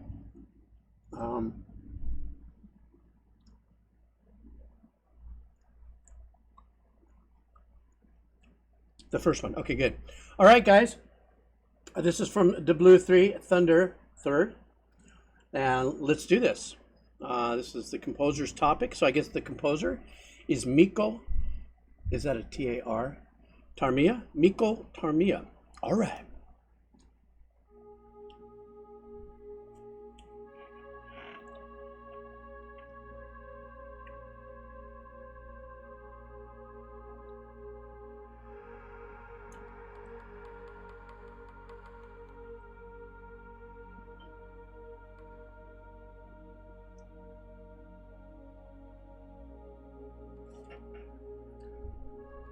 Sorry, guys, let me start that again because I did pull that volume down low. Thank you very much for letting me know. I'm sorry. I'm going to start that again. Okay. Stand by. Let's do this again.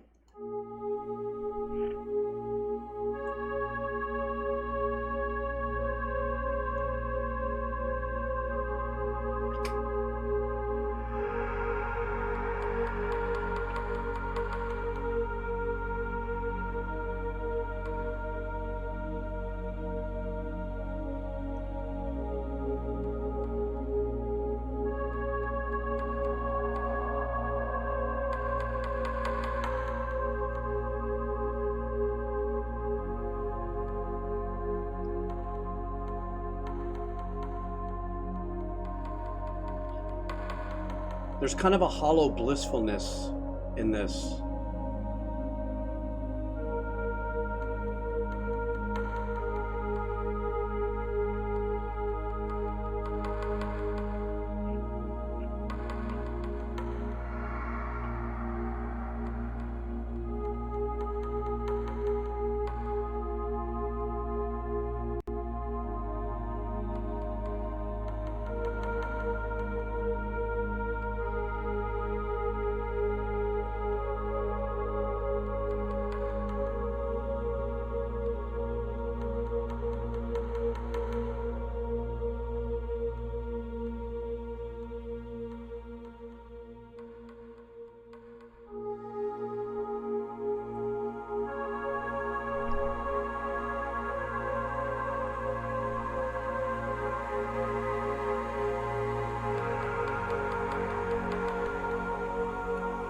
What's really pretty about this, it is somber, and when I meant hollow blissfulness, it almost like a soulful purgatory that is like, let's say, looking back onto life that is sad, but yet it's almost like older people like myself go through this sometimes. If I go back to my old neighborhood 50 years ago, and I can remember watching my mom walk out here and do this, and there's a smile on the face, but then there's a hollowness to it because it's so far in the past or something. It has that same kind of somber vibe. What I love about it is that this main pad that the composer is using has kind of slightly an old school pad element. Composers know what I'm talking about with that. But it has that hollow vibe to it. Now, what we just heard when it just paused is the composer, I thought it was in unison, but set another arrangement right below it, but with more of an open swelling pad sound that has emotion to it. So the melody is da da da da da da da da da da, whatever that is. That's the core of what we're hearing with just a very light, addition into the arrangement. But now there's this more of a ambient ethereal motion pad behind it that's now kind of swelling and moving around a little bit more to give you more of a drift kind of vibe. See if I can bring it back to that one spot and see. Hear it expand. And now it's going to drift. Very nice.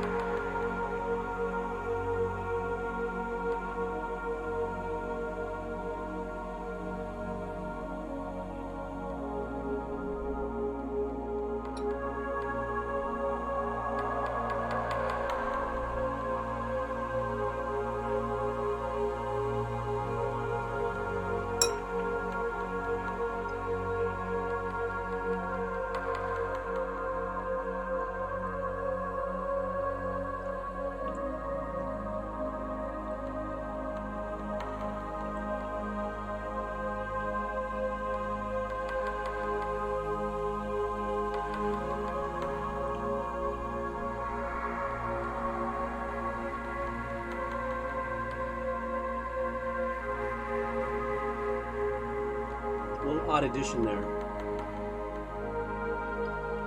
More soundscape.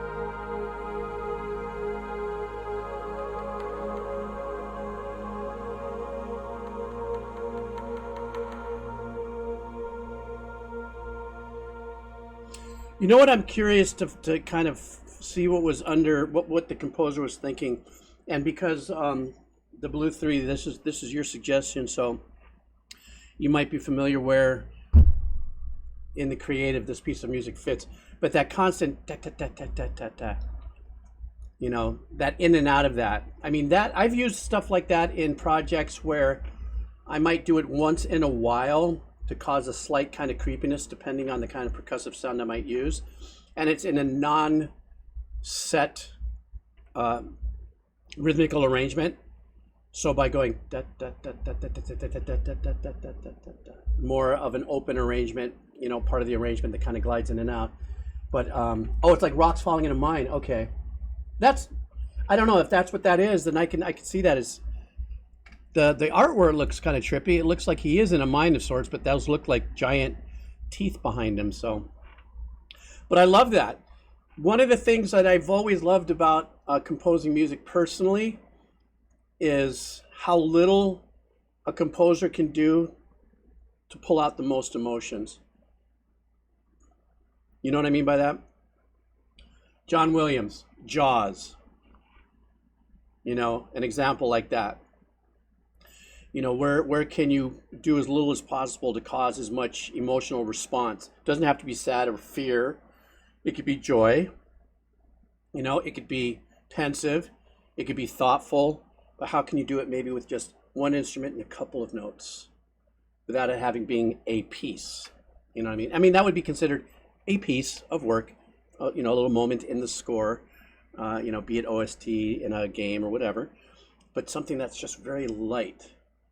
A film I did about 30 years ago, one of the director's most favorite things that I did, I think I mentioned it once on this stream, is that there was a scene where it was very tense. It was pensive between two people having a conversation, like an interview where they're going back and forth in the cuts.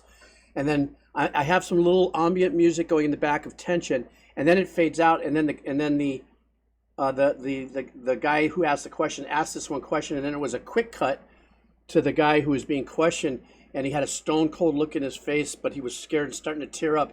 And I waited for like 2 beats, not literal beats, but I let the cut happen, and then I hit the G, the lowest G on the piano. Just went boom. He goes, "That's brilliant." I'm like, I get it. I understand what the director was saying, but it's just that one note that I did. But I did it just at the time where it's just enough space of quiet, and then I hit that, you know. So that's where I come from with that. All right. Well, thank you for that.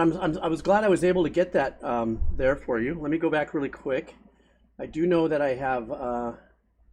Hang on. I'm creeping through. Jack Azuria, you're back with some coffee.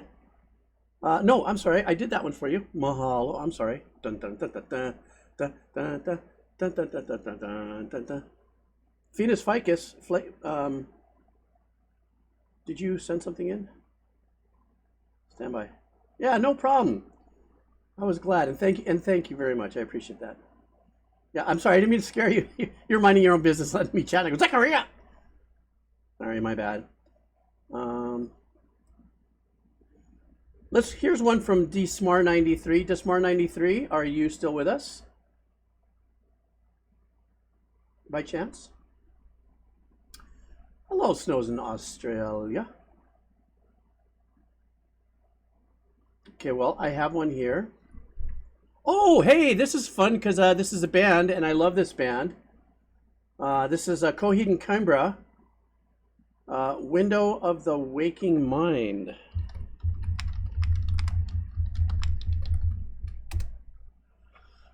I don't know if you're still here, Desmar93, but this is being put on my hard drive, so it will be, even if it gets dinged, it will be saved. So let's do this, guys. Coheed and Cambria. Windows of the Waking Mind. All right.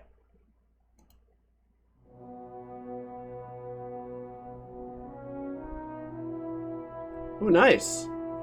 Opening up some horns here.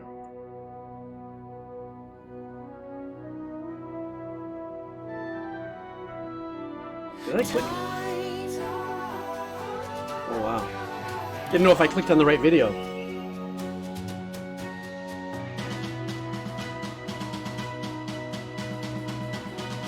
Oh, shit, I love this. Great opening.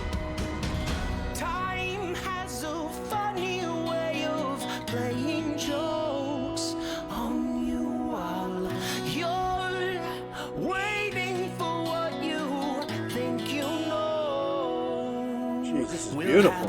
Next is never what you could have come to expect, and so it goes. I like the dichotomy between the horns and the acoustic guitar.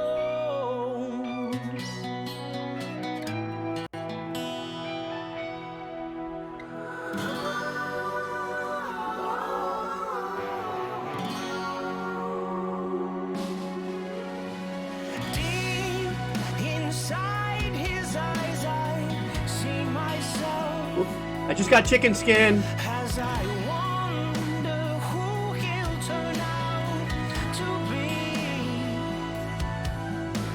Is that a question that needs answering right now?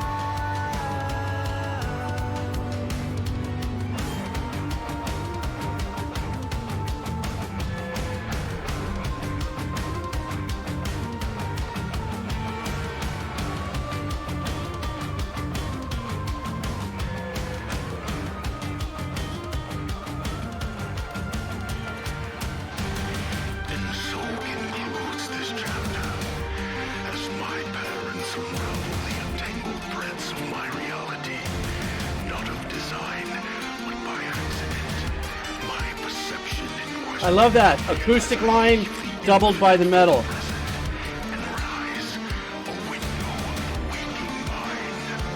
Here's a simple story, and I hope I tell it well, of a boy locked in a place, his mind the very cell, imprisoned with his wife.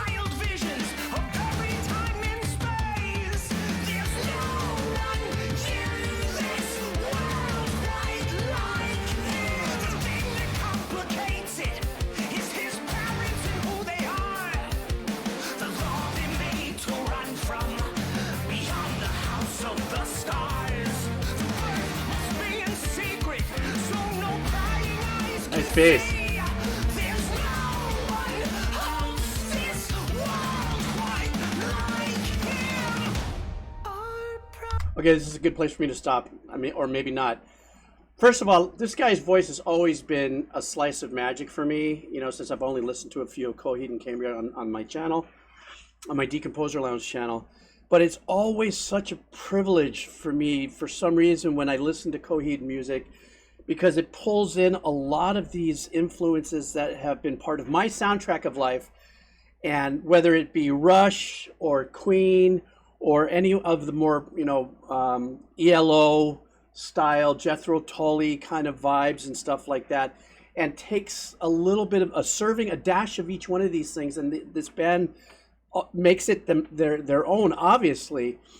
But his performance, his capabilities with what he puts out emotionally with his performance is in this particular, I don't even want to put it in a genre, just a piece of music, you know, a piece of artwork, is so unique. And I'm listening and thinking in the meantime, watching the thread, and yes, this is gigantic kind of musical theater style composition, especially the opening. I was like, wow, they got a little bit of an orchestral kind of composition thing happening there with the horns and everything. And the build of the storyline also with the composition is getting more powerful, more aggressive, and then now it's just cut down into another thing. I read something here about it being kind of a father story or something of that nature. Unfortunately, I don't have, you know, a grip on the lyrics, but I'm going to bring it back a little bit so we can glide into this quiet part together. Eyes can see, there's no one else this world quite like him. Our pride and joy, are you there? Are you in there safe and sound? Tell us what you need so we can help you. We don't know what to do. We don't know what to do. Patronizing doctors with their diagnostic leaves. Carry on your query. It's blood, the boy, he bleeds. But you can't see him like you, so monster he must be. There's no one in this world quite like him.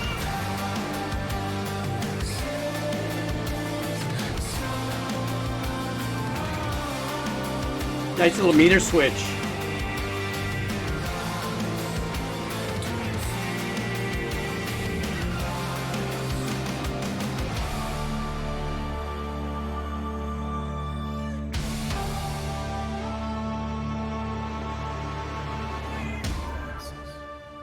God, there's so much happening in this arrangement. Vaxus, Vaxus, can you see us with your eyes? Is this a different singer? Vaxus, can you hear us with your ears? Is this right to calculate his moments, to find what's normal? Is Such an antagonizing line in the background. what's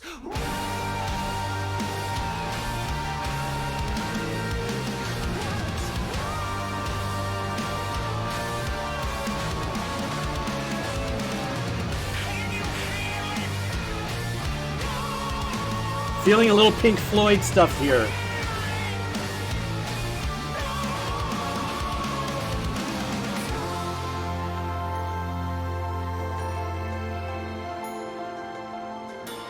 Jeez. I'll take you home, this child of ours. I'll take you home. With all my love, I'll give you the world and keep no secrets from you. So life gets tough, Love that. but it's no excuse or your fault. My brightest star, Do you hear the dual sequencing? shine your light on us all.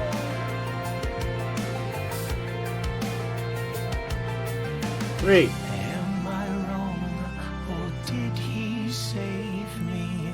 Shine your love on all these crazy eyes. Who says you gotta rush to get on? Who says you gotta little more risk? No power to set them free. You can do it on top, so you know that I'll be watching you on to the team. Don't you go broken. The lioness sleeps, my boy. It's okay to cry. I'm telling you, time says you gotta get on. I'm telling you, do not let them power set them free. I'm telling you, I'll be watching you on to the team. Don't you go broken. The lioness sleeps, my boy. It's okay to cry.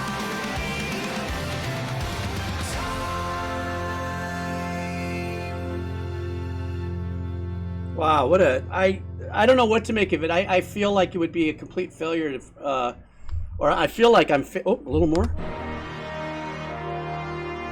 Wow.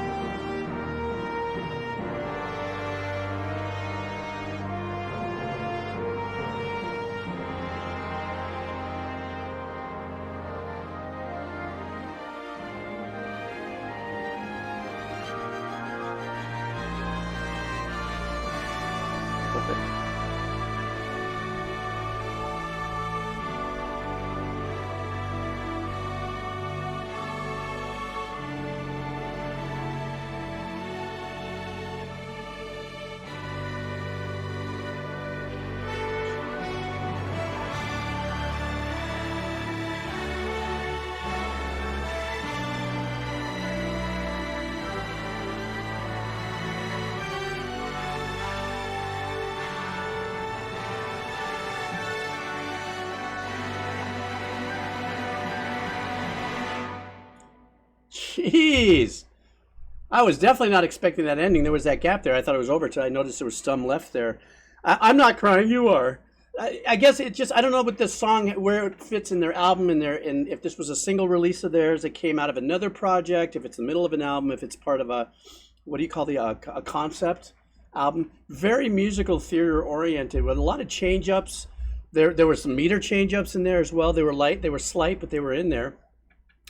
Definite energy change up in the composition. This last ending was very well orchestrated, even though it was all kind of synth sounding, sounds. Very well orchestrated. Like the piece would have translated well if it was a live orchestra in front of them. But it sounds like it was like whatever this journey was of this song, it was almost like there was that piece of quiet and then there was a break free moment. The way it goes kind of a thing. And this was great. I'm definitely going to be I'm going to go to Spotify. I'm going to look this up to see if it was just a single release or if it's part of the album. I do get a lot of Coheed and Cambria requests on the heavy metal channel, which is ironic because there's a lot of different kinds of metal that's over there. And so this was a great listen. I can't thank you enough for having me bring this one up. I don't even know if you're still actually here. Who was it? DSmar 93. You may have probably bailed already, but I can't thank you enough for your donation and for this track. So yeah, that's my story and I'm sticking to it. That was great. Give me a second. I saw a big red thing come to, oh, Toasted Waffles. Hey, how are you, Toasted Waffles? You're still here? It's an OST of Infant Annihilator. Oh, Total Annihilation OST. Yeah, you know what? I'll put that on my to-do list. I haven't gotten around to it. Obviously, I've got a ton of things I'm doing. Total Annihilation. Why didn't I listen to one already? And I guess I was supposed to circle back. Yeah, no, I'll definitely put that on my shorter list. Hello, Toasted Waffles. How are you? So I do have a couple that I'm doing. Still finishing up my donation list here, so I won't be able to get it in on this show, per se. Oh man, I'm bombed right now. I still have a ton to do. I don't care. I'm going. I'm doing this. Vodka Man 666, are you still with us? Dun, dun, dun, dun, dun, dun. This looks like it's going to be another song. And I am recording these just to remind you to my hard drive. So if it does get blocked on the VOD when I post it, don't worry about it. I'll have the raw file to be able to edit and put it on the channel eventually. Oh, there you are, Vodka Man. Vodka Man, what kind of vodka do you like? If any of you guys, now I'm going to go off for a second. Wait, first of all, let me look up the Arknights. Operation Blade.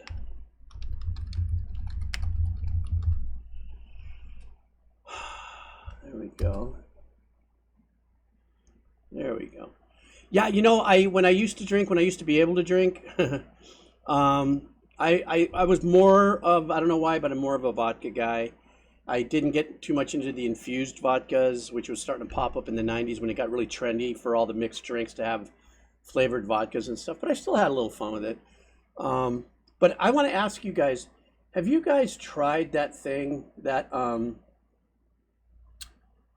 where you take vodka or something and you put it through like a water purifier or something, and it just completely takes out all of the bitters or the whatever of it? Like you could take some $3 swill and pour it through like a brittle thingy and then filter it out. Like at first I thought, oh, that was really cool. And I went, oh shit, how dangerous is that? You know, that's an option that if, you know, kids might make a mistake or think it's bitching if they see this on social media and pour vodka through it, and now they can tolerate it. And all, you know, I was like, Jesus Christ. That was like gateway information to alcoholism early. But that's just my opinion as a dad. I will say there were two vodkas that were my favorite back in the day. One isn't legit if you are a true vodka drinker. One was called Sky. It was a rice vodka. And then the other one was called Belvedere. And it wasn't Belvedere, I mean, even though it had the name, there's just something about that I really could enjoy, just either neat or on the rocks. But something like that. I don't know. I can't drink anymore, so it doesn't matter. Yes, there were some great Russian standards too that were at a bar that I worked at when I was younger. Stoli. I think Stoli. I had to be careful with saying that because sometimes other companies buy companies and then it's no longer made in its motherland or in its home base. But I believe Stoli isn't Stoli a Russian standard? Something like that. A tall glass of water. That's where I'm at right now. Tall glass of water. Look, super tall glass of water.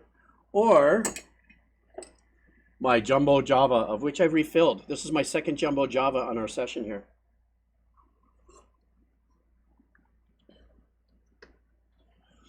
Yeah, I hear you, Vodka Man, I hear you. You know, if we have survived some alcohol and you get into the later years and you didn't get away with too much, you know, whatever it can do to our bodies, it's nice to say, whew, check that box. Did that, had fun, didn't have fun, cleaning up my act, drinking water. That's always cool beans. Yes, many YT appearances with this mug. You know that. All right, guys, let's do this. This is from Vodka Man, and this is a track called Arknights, Operation Blade. I guess I'm doing this one. Is this a game or an anime? Let me know. In the meantime, I'm going to start it right now. Thank you very much, Vodka Man, for your generous donation. Cup of coffee. Let's do this. It's a video game. All right.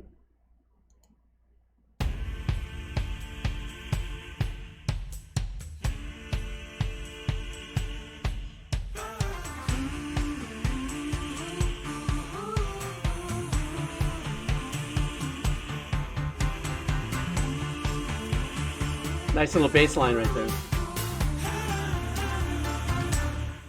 I am the one, I'm here, infiltrated. Your time has come to be downgraded. I've already won, as far as can see. So keep your eyes on me. I recommend you keep your distance. I'm combustible, keep on burning day and night. Unstoppable, I'm searing hot. I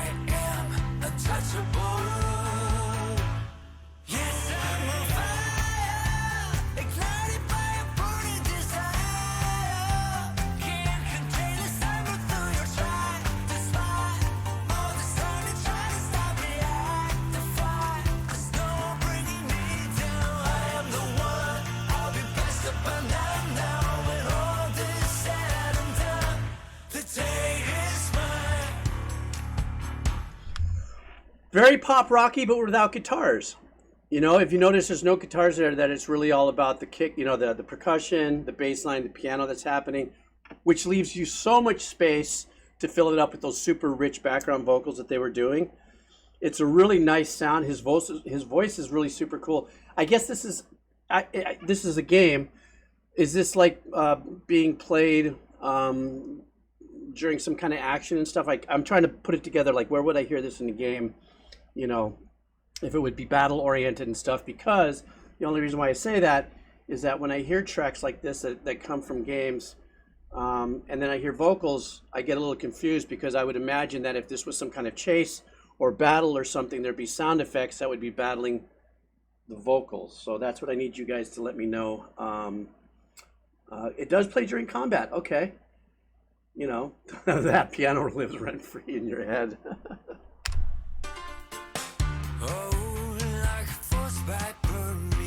It's all about that piano and bass outside of the kick. Little guitar.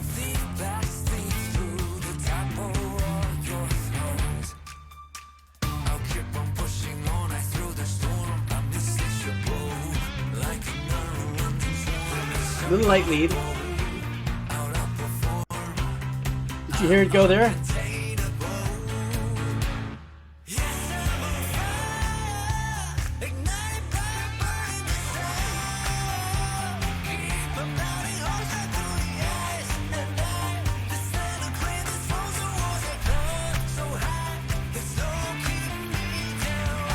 I love that bass turnaround.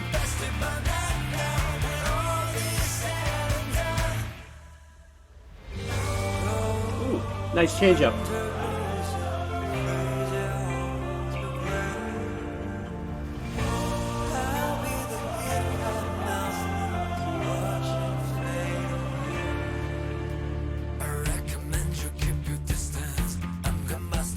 It felt like it swang into a 6/8 for a minute there.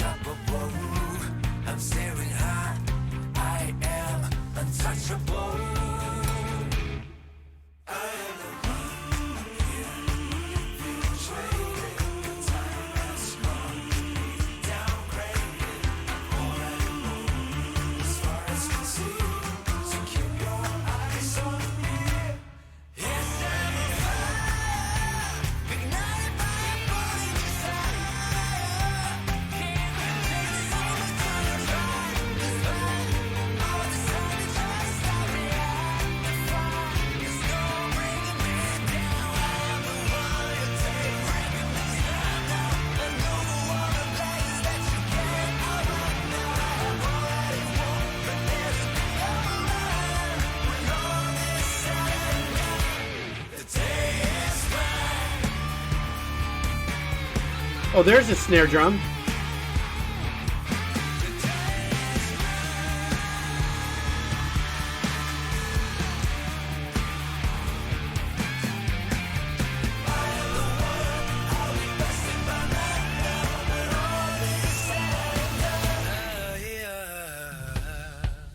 A great tone of his voice there. Whoop! It just stopped out of nowhere. Oh, that was great. I love the, you know, like I said, where I started to emphasize what they left in spaciness up front for the vocals. Obviously, they increased the arrangements by, especially this last 30 seconds. It got more powerful. It got more straightforward rock. And also, this was really constructed in a pop song construction format. You guys have heard me say this term before, in it to a minute to win it. So it had, you know, its opening and everything, the verse and everything, and you got into the hook within a minute. So it made it very, you know, memorable. And then even though they were gliding and breathing in and out of their arrangements, I love that little turnaround.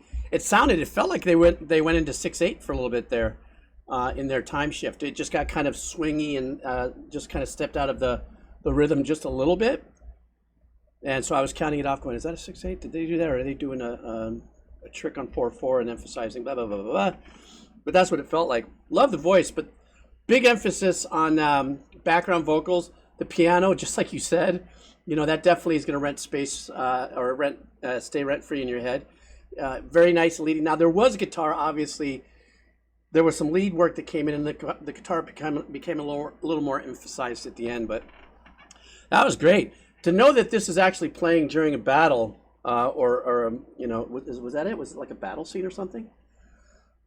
You know, it was really cool. I would like to see it against, like, I wonder what gameplay looked like against that. Anyhow, all right, Vodka Man, thank you so much, man, for that. I really appreciate it. I'm glad I finally got to you. Excuse me. Toasted waffles, yeah. If you're still here, I am booked up for the night, but I definitely need to like put that on a stick 'em on my book, because you can imagine I've got quite the list, yeah. Tower defense, so it's quite the really okay. Let me see who else I got here. Okay, I don't know what this is. Phonix Fluckus. I mean, thank you very much for the cup of coffee, but you just wanted to get a cup of coffee. But thank you very much. I appreciate that. That was very kind of you. Thank you. I don't know if there was anything attached to it, or did you want to hear a track? If not, if it was just a cup of coffee, I cheer your donation, and I thank you very much for that. I appreciate that. Oh, what do you have? Yes, tell me, what is it? Because I don't know if you left it in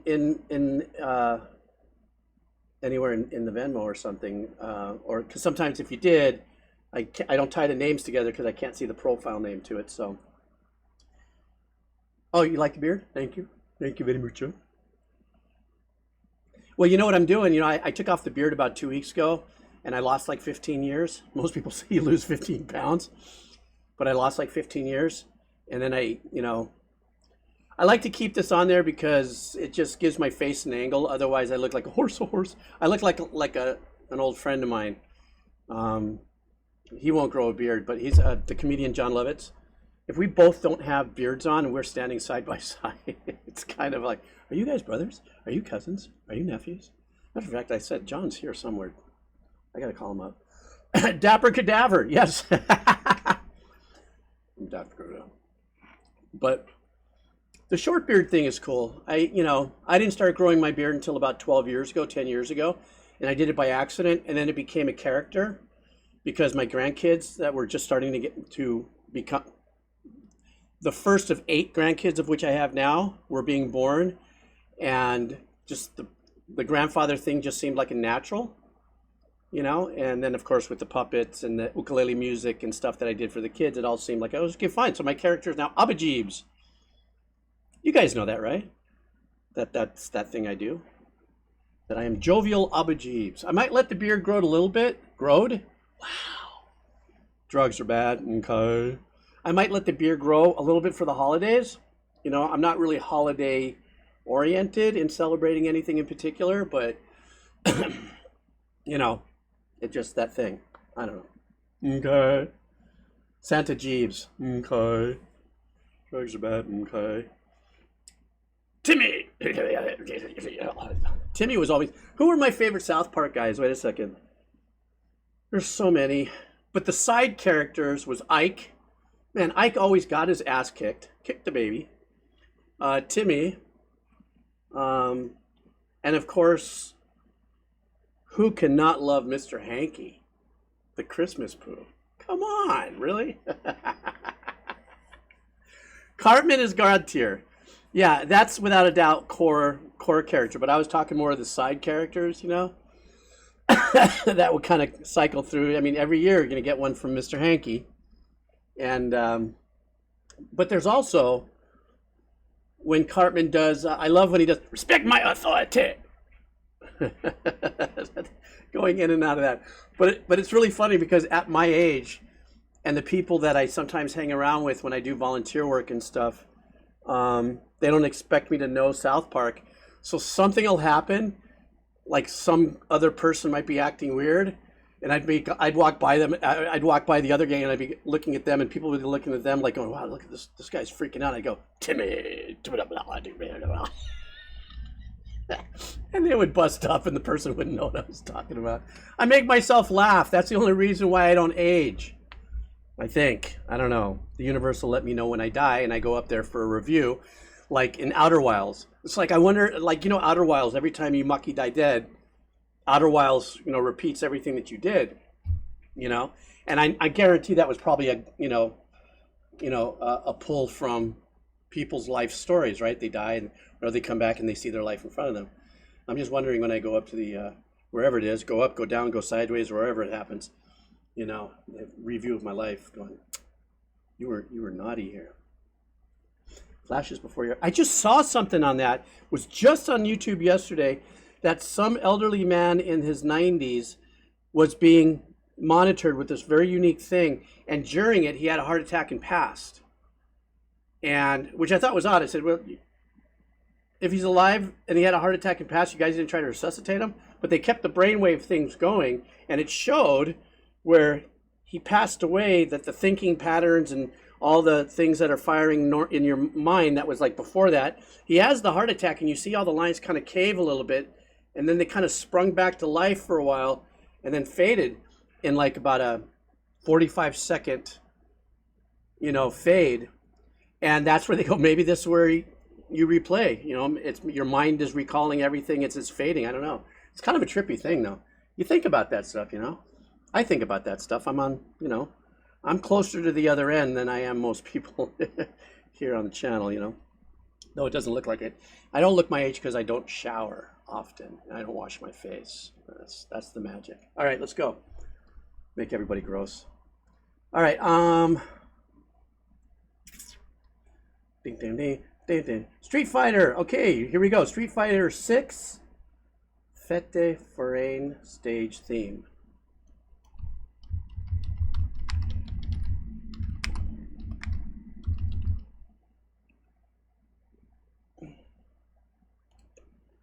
Okay. This looks like this is the one. Street Fighter. Wow. Look at the extended version. That's some extended artwork there. I don't know what that is. All right, let's do this. Wait a minute. Is this a... I got to sneeze. Stand by.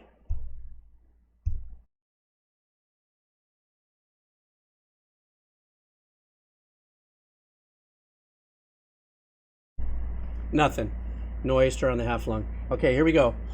Phoenix Ficus. Let's do this. Thank you for your donation. Street Fighter 6. Fete Foraine stage theme.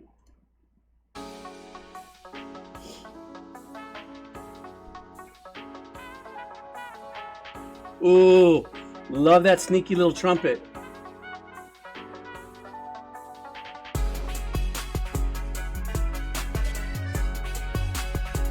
Oh, this is badass.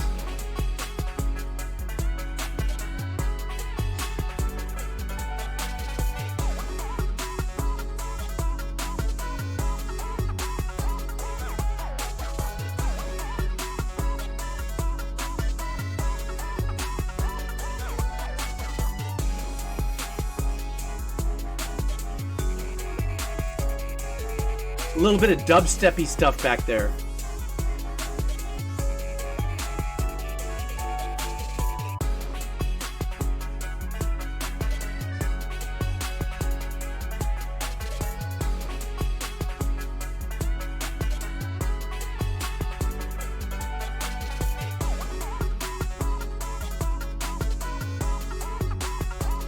There's a lot of really unique stuff happening here.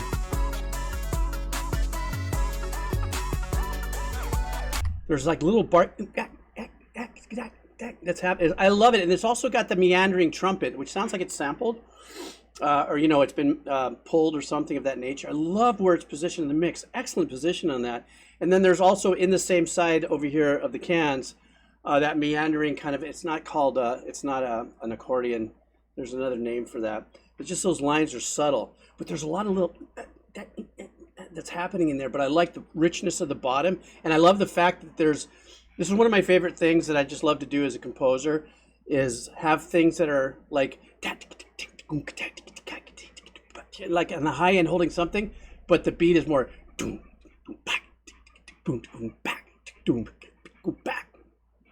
and I think the very first time that I was really made aware of this in the pop world was Christina Aguilera's very, very, very first super big hit, Genie in a Bottle. And I think they called that two-step. I don't know where they got that from.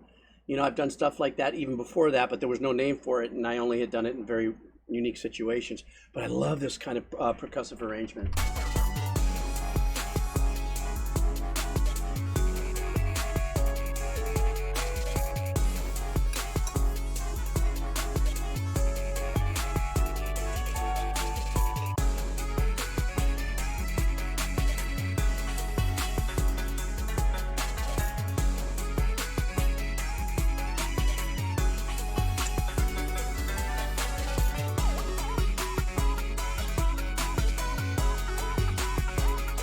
Oh, these are different rounds. All right.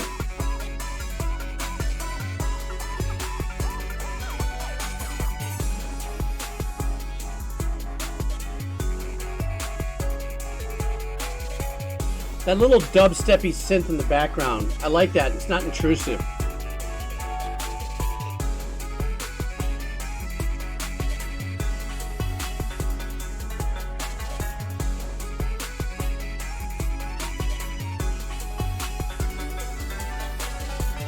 Yes, that would be the term, toasted waffle.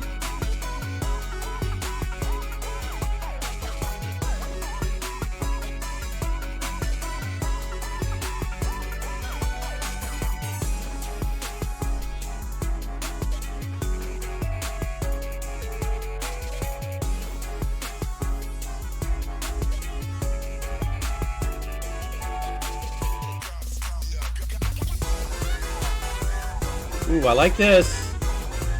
Low health.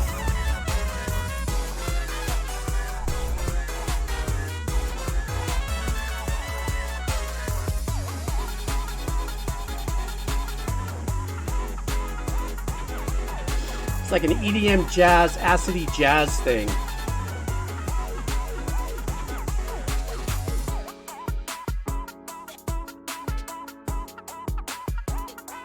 Do you hear the one on the ad?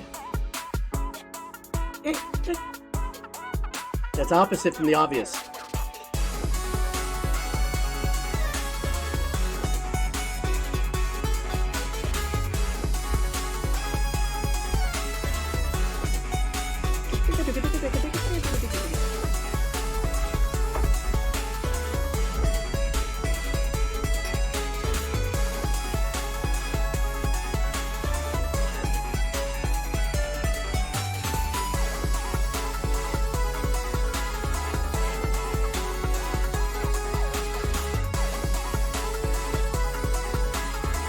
I like that he's dropping whole notes in there, giving us a little something.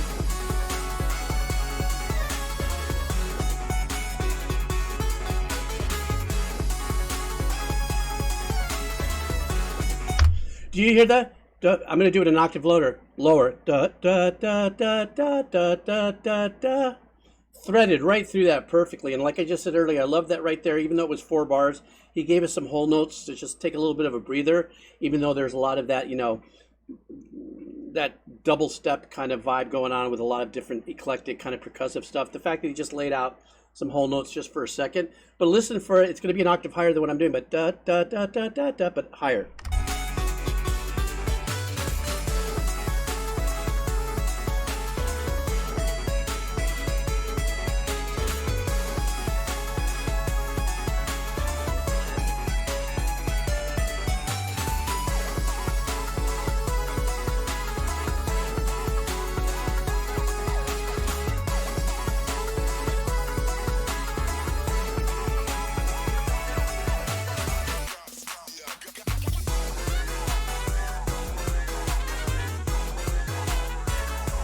Low health. An EDM fusion-y jazz vibe, especially with that trumpet.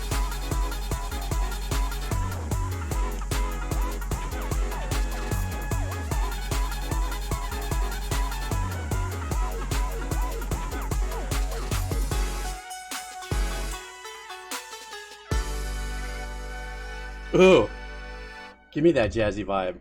That was great. I really dug that. Man, this has been such a session, man. I've gone through a bunch of eclectic, different kinds of arrangements. But it sounds very progressive in its recording, meaning that maybe it was done fairly recent, but maybe the arrangements pulled from the past, or was this a rearrangement? Was this? It looks here on the date of this that this was released a month ago, but when was this released with the game, or when was the game released on this one? The only reason why I ask is because a lot of the sounds sound a lot more progressive, meaning from the modules of a DAW, or if you were, if you had your stuff. Not too long ago? Oh, okay, because it does. So what it is that the arrangement style, like I'm watching, you guys help me too, I'm not just sitting here going what I think, because you guys are musicians, some of you, and composers, and or at least you don't have to be a musician or a composer to be, I think the term is it audiophile? Where you're just very knowledgeable without being a musicologist or something like that, where you can, what era is this style of music and that style of music and all that. And I learned from you guys because I'm like Bobo up until a few years ago in doing this stuff, online and stuff. So I don't know, I would just go, but there is that kind of 90s, there's some 90s trippy vibes in there that I kind of thought, that sounds a little dated, and you guys were going, oh yeah, this is, yeah, music nerd, that'd be another way to put it too. But with the retro changes and stuff in the arrangements, but like I said, the sound sounded more crisp and more contemporary or more modern day. So that's why I wanted to ask if maybe this was an older track and all that. This was great. I like it. I do like it. Who else do I have here? Hey, I only got 2 more to go. And then I do got to go. Because I'm rolling 4 hours here. They didn't hear that. They didn't hear that. They didn't hear that. Anyhow. That's like a kid hiding behind a tree going, you can't see me, you can't see me. Sorry. Oh shit, what envious. I know, I try. All right.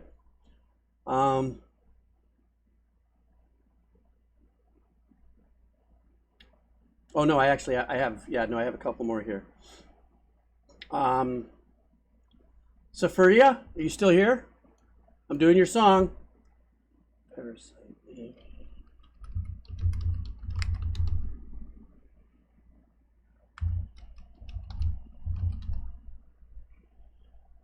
There we go. All right. Wait. I didn't do this one yet. All right. Well, here we go. This is for you. Thank you very much for your donation again. You're so kind. Let's do this. Is this oh, it's an OST. Parasite Eve, I guess, is a game, and Primal Eyes. No, I have Ori, I have one. I saw yours. Is that a game? Okay, let's do this. I don't know. Here we go.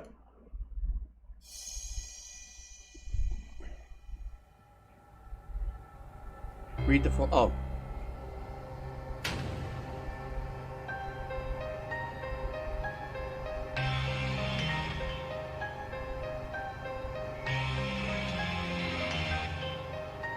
Triggered guitar.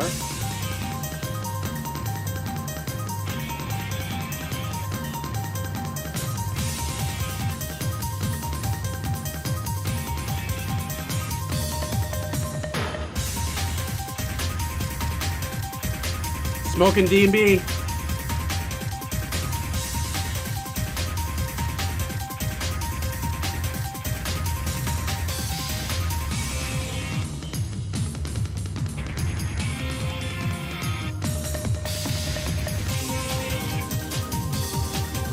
I like that.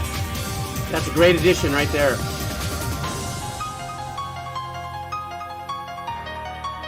Trippy modulation.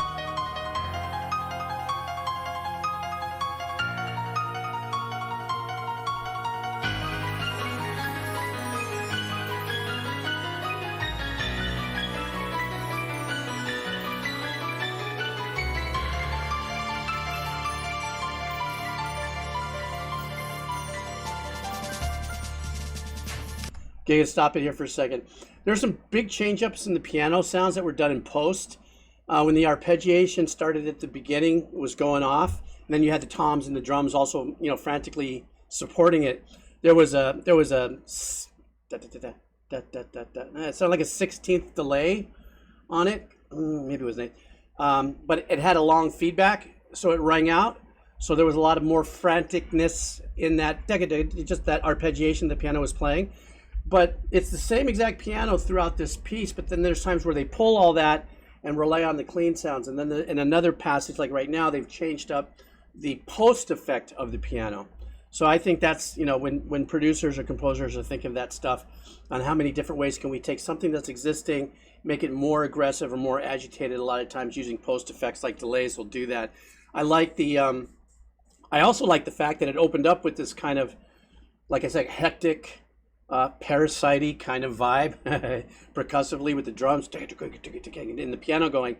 Then they break into that. I think I said that correctly. Is it a D&B drum and bass style loop? I don't know where that style loop has been around since the 90s. I've used it many times. I just don't know what the term of it is. But nonetheless, I love that. And then I love the bringing in a little bit more of the vocal thing. Breakbeat. Thank you so much. Breakbeat.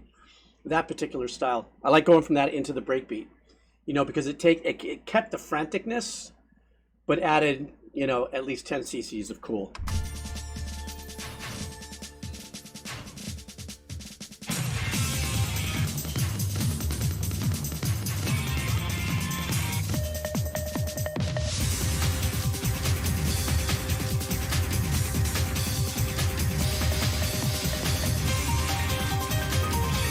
There's the delay on the piano.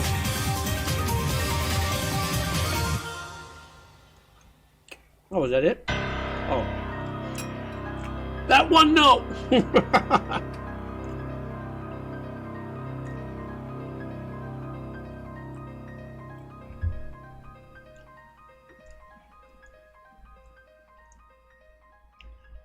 Very Parasite-y vibe.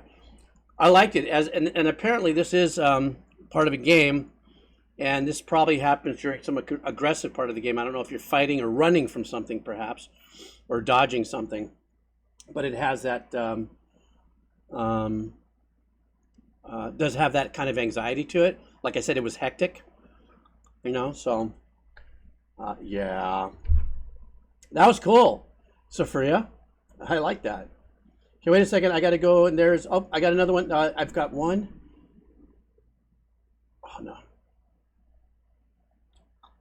Oh, no, I've got two. I've got this one I'm going to do, and one more, and then I'm done. Okay.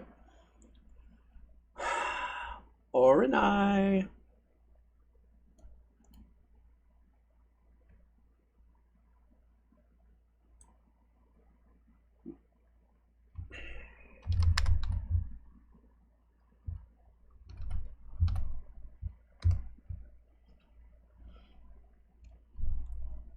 Oops. Maybe that's not it. Definitely must not be it. What is that? OST. VOD. I've skipped that. How did I not put that in there?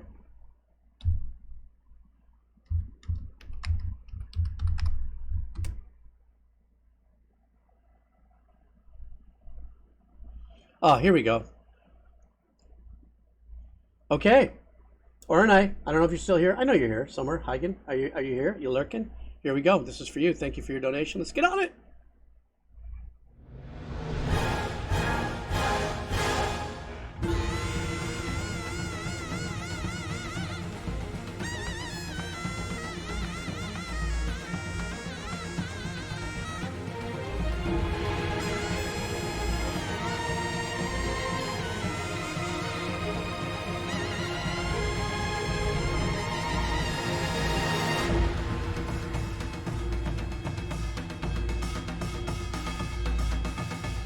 Great percussion. Whatever that cymbal instrument is, I love that pattern.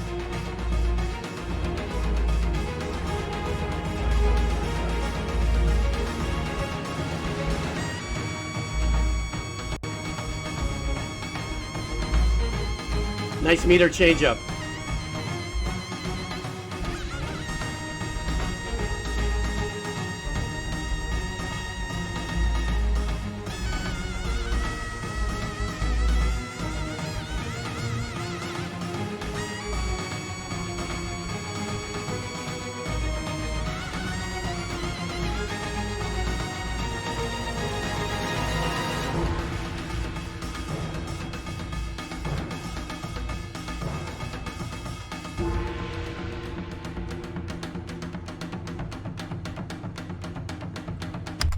You know that whiny voice instrument. I don't know. I think it could be.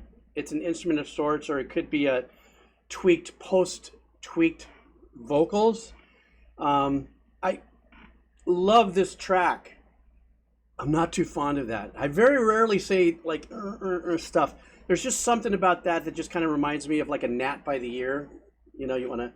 I think it's just maybe the tone of it. I don't know why, but I love the percussion arrangement on this. Especially what I said earlier.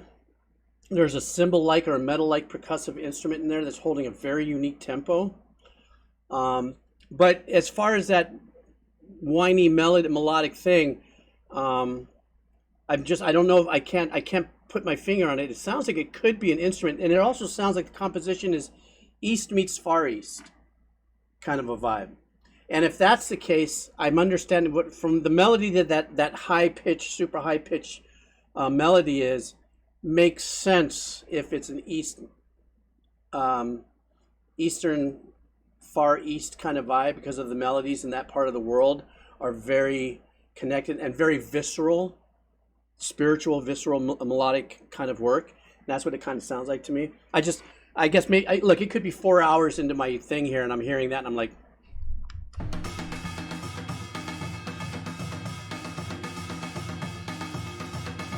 Siona, okay.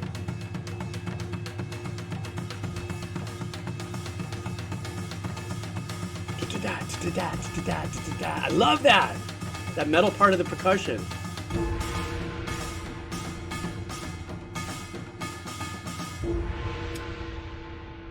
Thank you, Igdonald.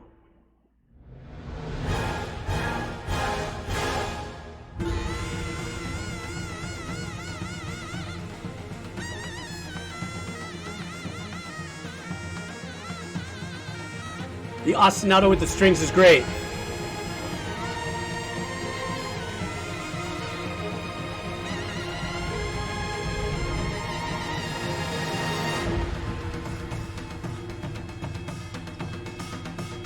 God, this percussion arrangement's badass.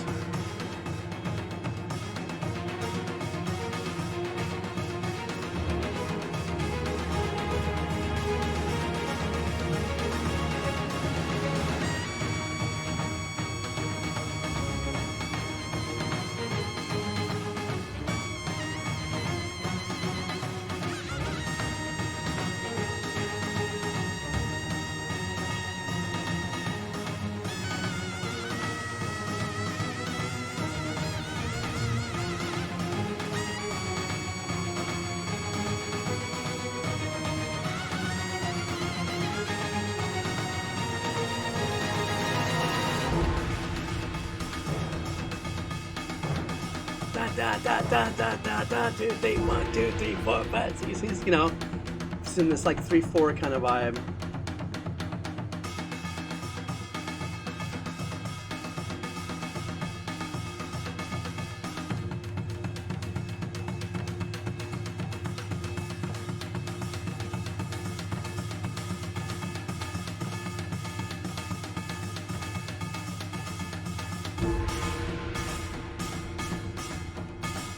It has that lion dancing vibe. You know? Is that the end? That's not the end.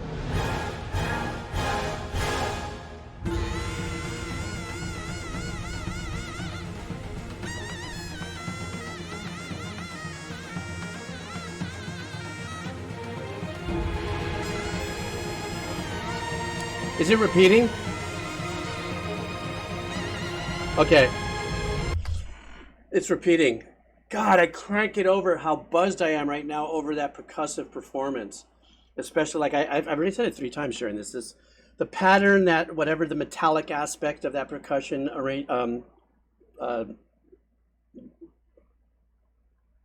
department, group of musicians or whatever, that and then now I'm looking at it as I'm listening to it and I'm going, I'm putting it together. You know, there was the string ostinatos were real straightforward. You know, the arpeggio, and then the composer took another layer of strings to put it on top to kind of put a little ice on the burn, if you would. Those kind of long lines in the strings. Then I'm listening, I'm going, why is this? All of a sudden I started thinking about where is this? And then I look culturally, I'm trying to figure out, because I know I can see some people are talking about it briefly. Those, first of all, the reed instruments, you're right. Thank you very much. I have zero knowledge. I'm very ignorant of what I would call anything beyond my Western knowledge, if you would, light Western knowledge of the wind or reed instruments that I have, what the names may be. So I thank you guys for that. But all of a sudden at the end of this, I'm going, this is what it is. It sounds like lion dancing, you know, the Chinese lion dancing stuff. And the percussive arrangements reminds me of that. And then I'm looking at this going, oh, well, it looks like it's a big dragon that's trying to eat our dude. You know, so I went, oh, okay, so that's the combo. You know, that I was kind of being the visual, oh, dragon guy, and then I'm hearing this, because line dancing musicians are extremely rhythmical. You know, the same different cultures. All cultures have an extreme pattern of rhythms that represent their cultures when they are doing, you know, their spiritual or storytelling songs, or in different places they have different names. Here in Hawaii, it's mele. There's different percussions and stuff. You know, Samoans and Tongans have a very unique use of percussions like tueres and stuff like that, and they have a very unique pattern that they play. And each indigenous group that I've lightly touched on has very unique patterns that they have. And to me, rhythm is everything. To me, rhythm is more important to me than melody in most cases too. I know some composers will come for me for that, but that's just how I feel. Yeah. Okay, thank you for that, Ornai. And I have up here the last one. And if I forgot somebody, please tell me right now, and I'll look it back up and I'll do it on the next section. But I do have to, yeah, you just said I missed one, but I can't go. I did one of yours earlier and then came back to this second one that you did. If I missed another one, I can't find it. I don't know what it is. Are you saying you did 3 for me today? Or did I miss one from another day? I don't know. So here's the one I want to catch up to right now. This is the last one. Oh, you did 3? Hana ukulele. All right, let me look back for the other one. But this one, Doc Doom 93, are you still here? That's okay, Oranai.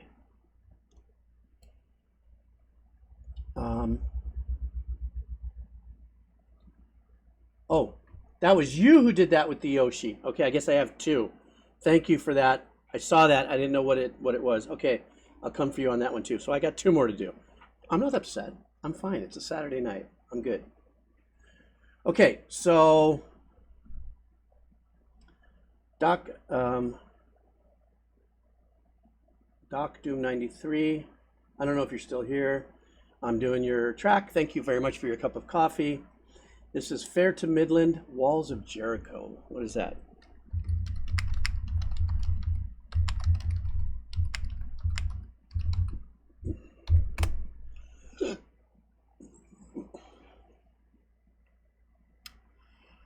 This looks like it is a band. So this is what it looks like.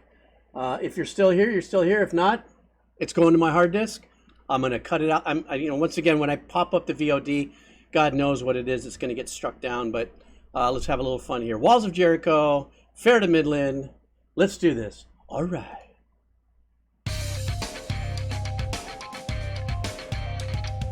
Ambient funk.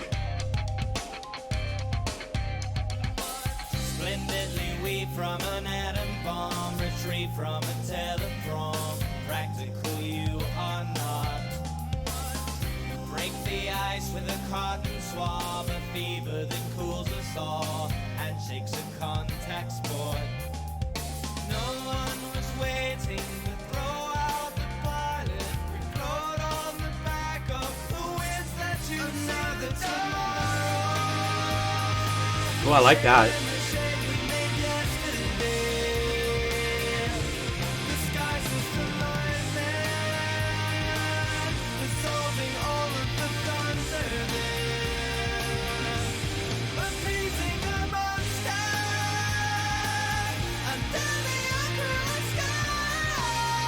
Wow, nice.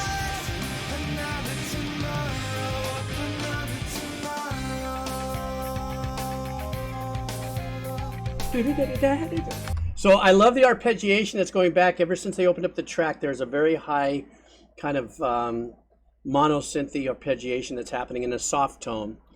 I love the sound of the, I don't know when this was recorded or whatever. I love the sound of the engineering and the overall engineering of the kit. Gives you more of a personal touch, an intimate touch to listening to music, because a lot of things have become so processed and so separated, as well done as it is. A lot of time that pulls the life out of a track for me, where this is something where a band comes and plays and does it and knocks it out. They do have, that hook was great. I loved how they came in with all the power of the hook. There is a little pad, a string pad that's hanging onto that ambiance, even though the crunch came in. Reminds me a little bit of, what's the name? It's got a little porcupine tree-ish to that. And once again, I have a very shallow pool of influence to pull from, but I kind of caught a little bit of what's his name? Steven Wilson? I forgot his name. Oh my God, I'm so bad. I hate getting old sometimes. But it definitely has a little bit of that vibe. Grab my hand, here comes the crash. I live for the strong impact. Their end is both our airbags. Takes every letter you send, unfold if you're made to bend. Rekindle the feud again. No one was I love the guitar arrangement, very clean. departed. We float on the back of the winds that choose another tomorrow. Shedding the shake we made yesterday. The skies is the lightning, dissolving all of the thunder there. Appeasing our monster under the acrylic sky. I love that.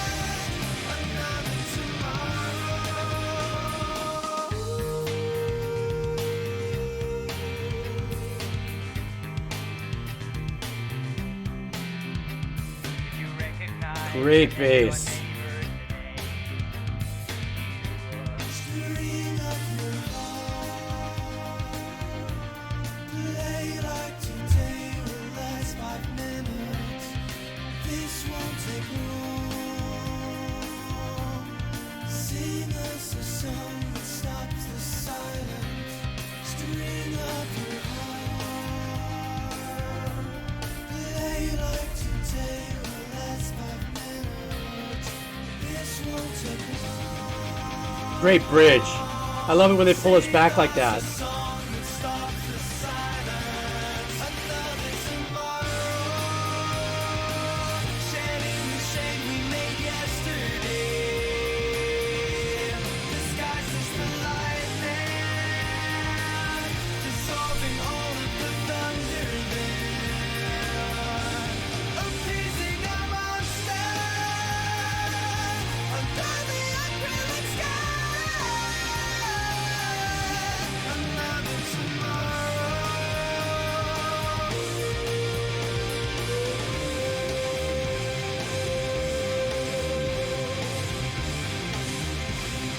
Please end on that. That was great. I was hoping they were going to end on that. What a great track. I too was a little caught off guard by the artwork, thinking it would be a little folksy.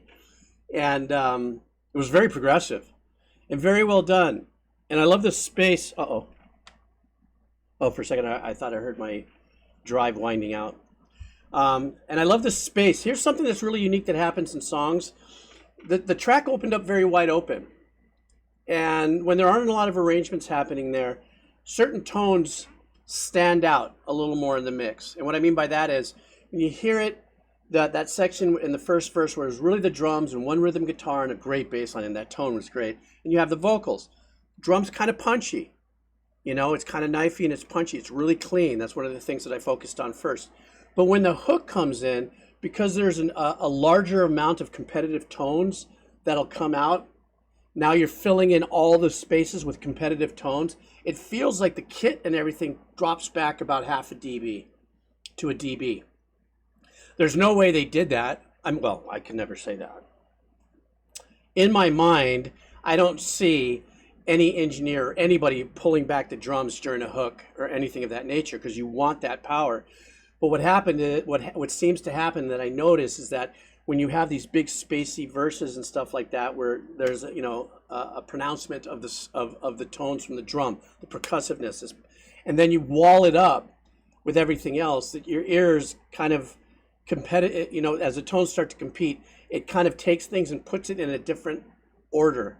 It's bizarre sounding. I'm sure I sound kind of bobo by saying it, but it feels like the drums and everything drops back just a dB, because now you're getting overwhelmed, or the mix become really hotter and bolder with the guitars punched up, pushed up a little bit. Did I make sense? I don't know. Maybe I'm on 4 hours. I'm not making much sense. Chat got paused. How did that happen? Something like that. Anyhow, did you follow that? Thanks, Noisescape. I don't know. I went on a run there. Kebab Seller and Ornai, you guys have a couple waiting for you. I might have to hang on for a second. I do want to catch. Oh, where's oh my God, the thing. My chat spun. Give me a second. I want to find this one that I said I would do. I might Ornai and the Kebab Seller. I might have to hit you up on my next session. Though I'm so elated with multiple cups of coffee. But I'm looking for, there was somebody here that I just, because I saw it come through on Venmo, but I couldn't read it well. And hang on for a second. I got to unpause the chat. Yes, there it is. Yoshi Horikawa. Is that the name of the song? Oh, the song is Wandering.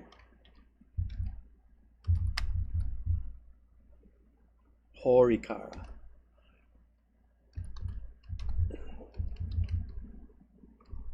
Wandering. Okay, this is going to be the last one, guys. Ornai and the Kebab Seller. Like I said, I'm over the moon with your generosity, and I promise to open up next Friday's stream with your songs. If you're not there for that, they'll pop up on the VOD. If they get blocked, they'll be on my hard disk, and I'll end up parsing them out for you, so don't worry about that. But this is my last one, and first of all, I want to thank you, the Persian Blue. Was that who was the one that yes, the Persian Blue. That was your suggestion, correct? Oh, I must be getting tired now, so I'll be getting to kind of blend.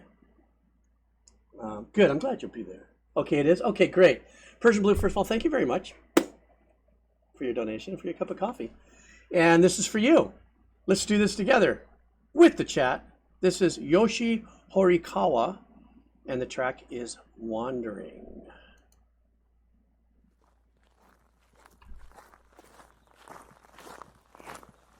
Appropriately starting with Wandering Footsteps.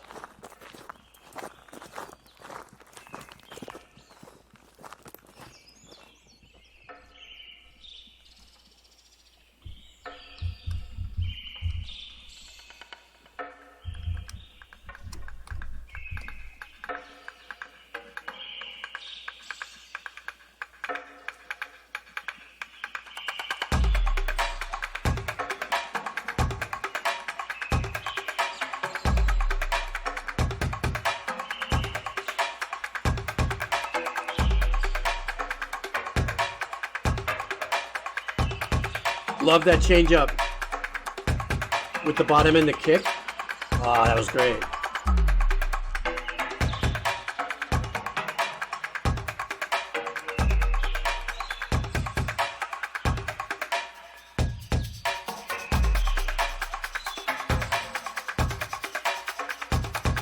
This is badass.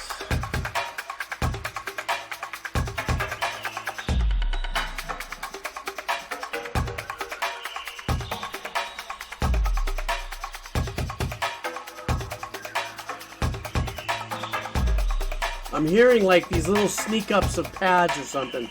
I'm waiting for the other shoe to drop.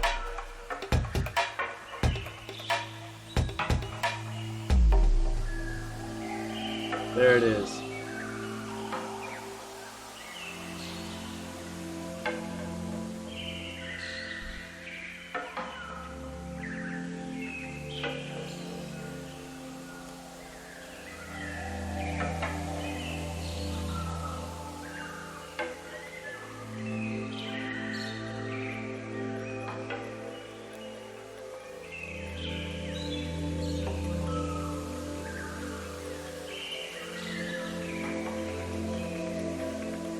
You hear it? Coming up in the mix.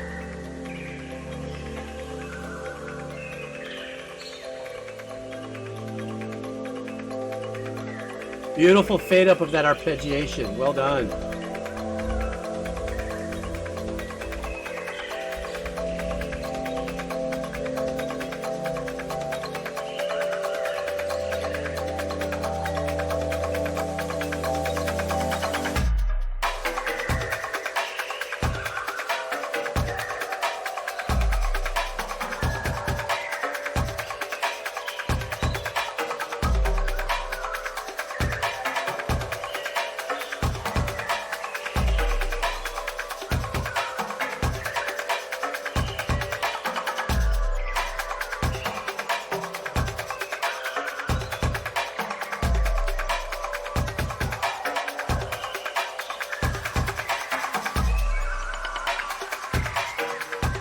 I love that.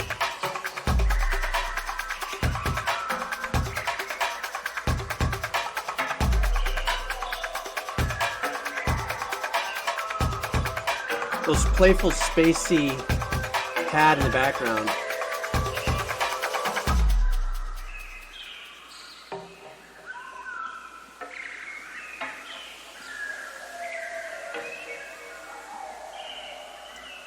Very unique use of white noise.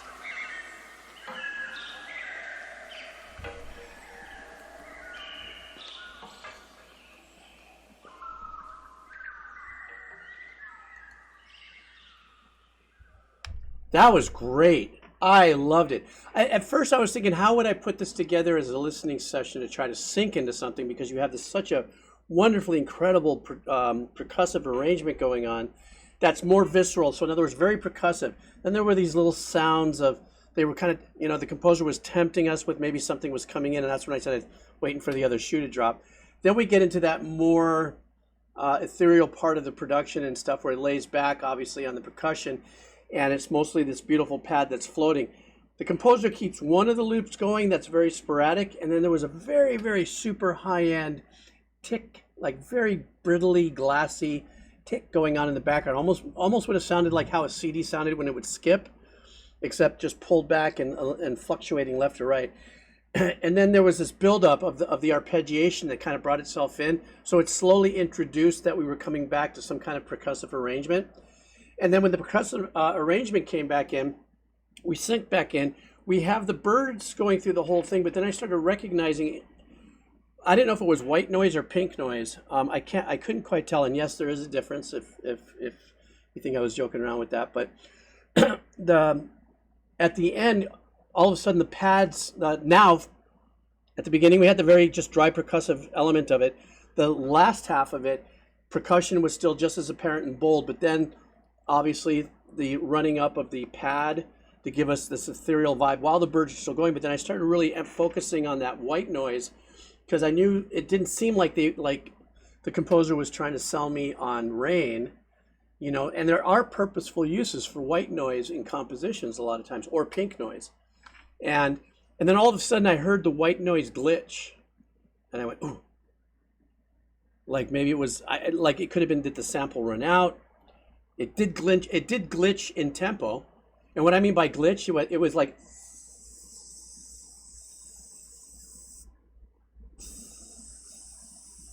you know, there was a little bit of a stop there. I loved it. I'm gonna listen to this again. I'm gonna make dinner. What time is it for me? It's 7 o'clock. I'm out of here, guys. I'm in here 4 hours, 15 minutes, and loved every bit of it. I want to thank all of you for hanging out. I did miss, yes, I saw one here, and I did miss. All three of you are on my list. All three of you are going to be the first one done. I might, excuse me. That's what happens when an old man talks too much. And it's 1 a.m. for you, Jiminy. And 1 p.m. over there at Cookie Joe.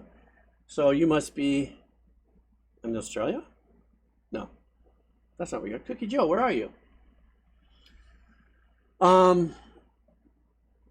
Yeah, so that's my story, and I'm sticking to it. Oh, the Philippines. Oh, I see. Look at that. Everybody around the world. I have the kebab seller in Kuwait. I've got Cookie Joe in the Philippines. I got me in Hawaii. I got folks in all different continents. It's so fun, so cool. It's 6 a.m. for you, or and I. UK? Would that be UK-ish? Cali. Cutter in Peru. Thank you so much. I think this is the first time you're commenting, is it not? Anyhow, listen, I gotta go. I'm baked. I need to drink. Thank all of you for hanging out. This was a blast. I'll be back next Friday. And this is going to be this kind of Friday, Saturday thing until September. And that's when my time will break up a little bit more, and I'll be able to be a little more, maybe drop one in the middle of the week. I know the weekends are good for some people, but I also know the weekends a lot of people are out partying and doing stuff. So I appreciate everything about hanging out with you guys. And otherwise, I'd be sitting here just playing guitar or writing music and getting, sitting out mindlessly staring at a turtle on a beach somewhere. I don't know, anywhere. Yes, the admin. Hang on for a second. I'm a sneak. Yeah, you know what? I checked yesterday. I went on Discord for a minute, but I will check the admin for you, definitely. And I have to be a little more aware of that now since it's not in my elbow, but I'll definitely check it. Maybe after dinner tonight or tomorrow morning, but I'm going to take a break. You guys take care. Thank you all so very much. I had a blast. Hang on. I've got a pose. Wait, I have to set up a pose for my final. You know how it freezes when I end my stream? Stand by. Wait a minute.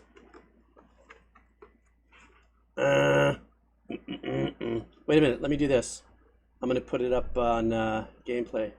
Ooh. There we go. Yeah, why not have a little bit of fun? It's OSHA time. Now, wouldn't that'd be great if I can actually get music into these headsets and like I would do a stream with the hat. You know?